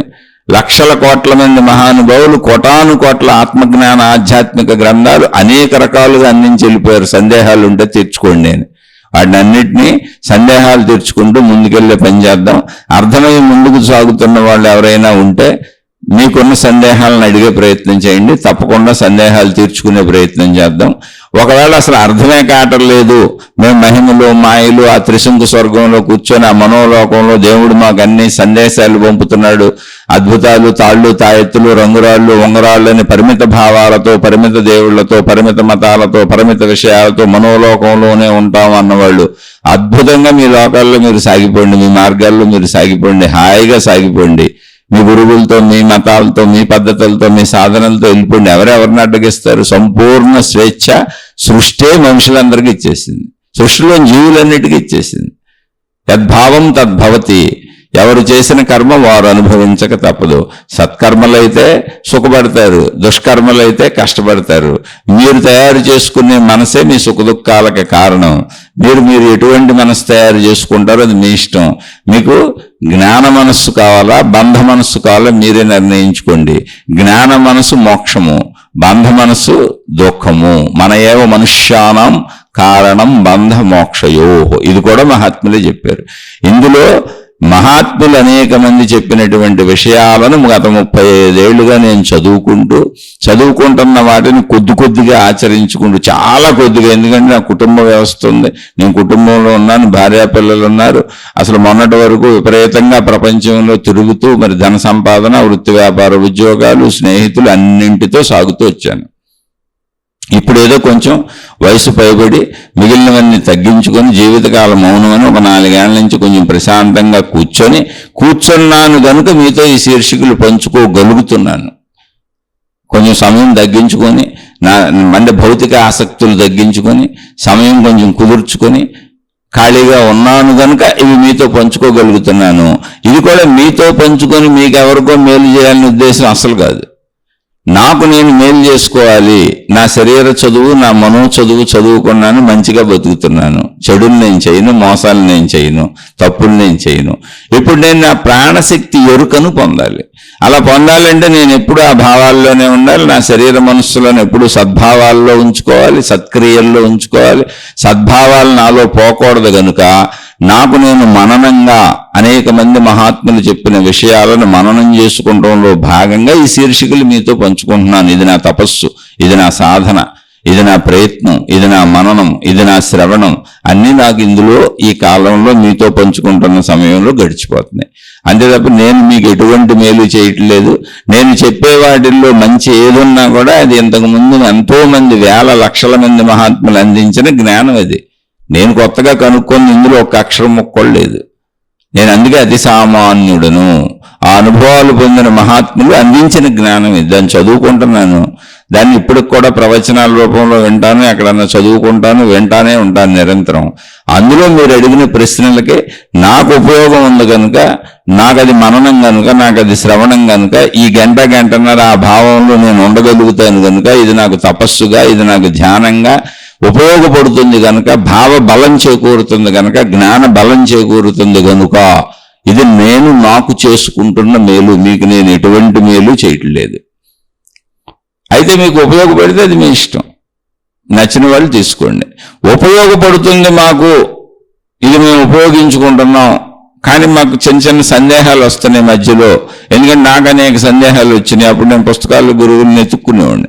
ఏ పుస్తకంలో దొరుకుద్ది, ఎవరు ప్రవచనాలు చెప్పారని అలా చదువుకుంటూ ఎత్తుక్కుంటూ ఉండేవాడిని. అలా మీకు సందేహాలు వస్తే అడగండి. నేను చాలా పుస్తకాలు ఎప్పటి నుంచో చదువుకుంటూ వస్తున్నాను కనుక, ఎప్పటి నుంచో మహాత్ములు ఎంతోమంది చెప్పి వింటూ చదువుతూ వస్తున్నాను కనుక, ఇప్పుడు కూడా వింటూ చదువుకుంటున్నాను కనుక, అంటే ఇప్పుడు చదివేది లేదనుకోండి, కళ్ళు కొంచెం చూపు తగ్గింది, స్ట్రెయిన్ అవుతున్నాయి, వింటున్నాను కనుక, ఒకవేళ మీరు అడిగిన దాంట్లో ఏ మహాత్ముడో చెప్పిన ఆన్సర్ ఉంటే, అది నాకు తెలిసి ఉంటే తప్పకుండా మీతో దాన్ని పంచుకునే ప్రయత్నం చేస్తాను. మళ్ళీ చెబుతున్నాను, అది మీ మేలు కోసం కాదు, నా మేలు కోసం, నన్ను నేను ఉద్ధరించుకోవటం కోసం. ఉద్ధరేది ఆత్మదాత్మానం. అంతే. ఆలోచించుకోండి.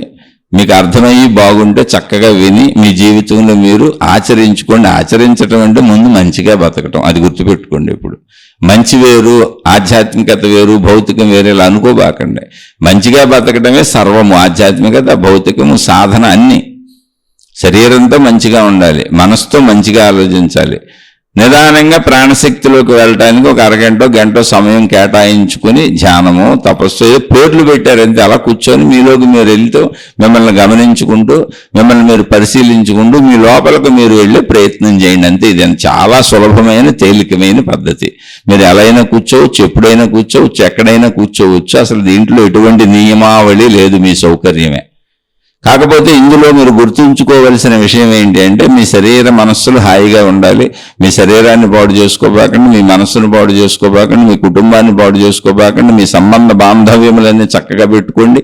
మీ ధనాన్ని ఇంకా జాగ్రత్తగా పెట్టుకోండి, చక్కగా ధనాన్ని సంపాదించుకోండి. కొంత సమయం మిగిల్చుకొని మీ లోపలికి మీరు వెళ్ళే ప్రయత్నం చేయండి.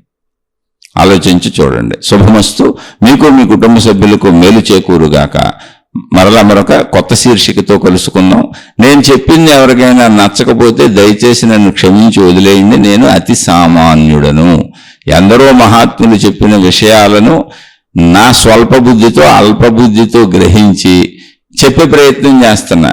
నా గ్రహింపులో ఎక్కడైనా తేడా ఉండవచ్చు, అది మీకు నచ్చకపోవచ్చు.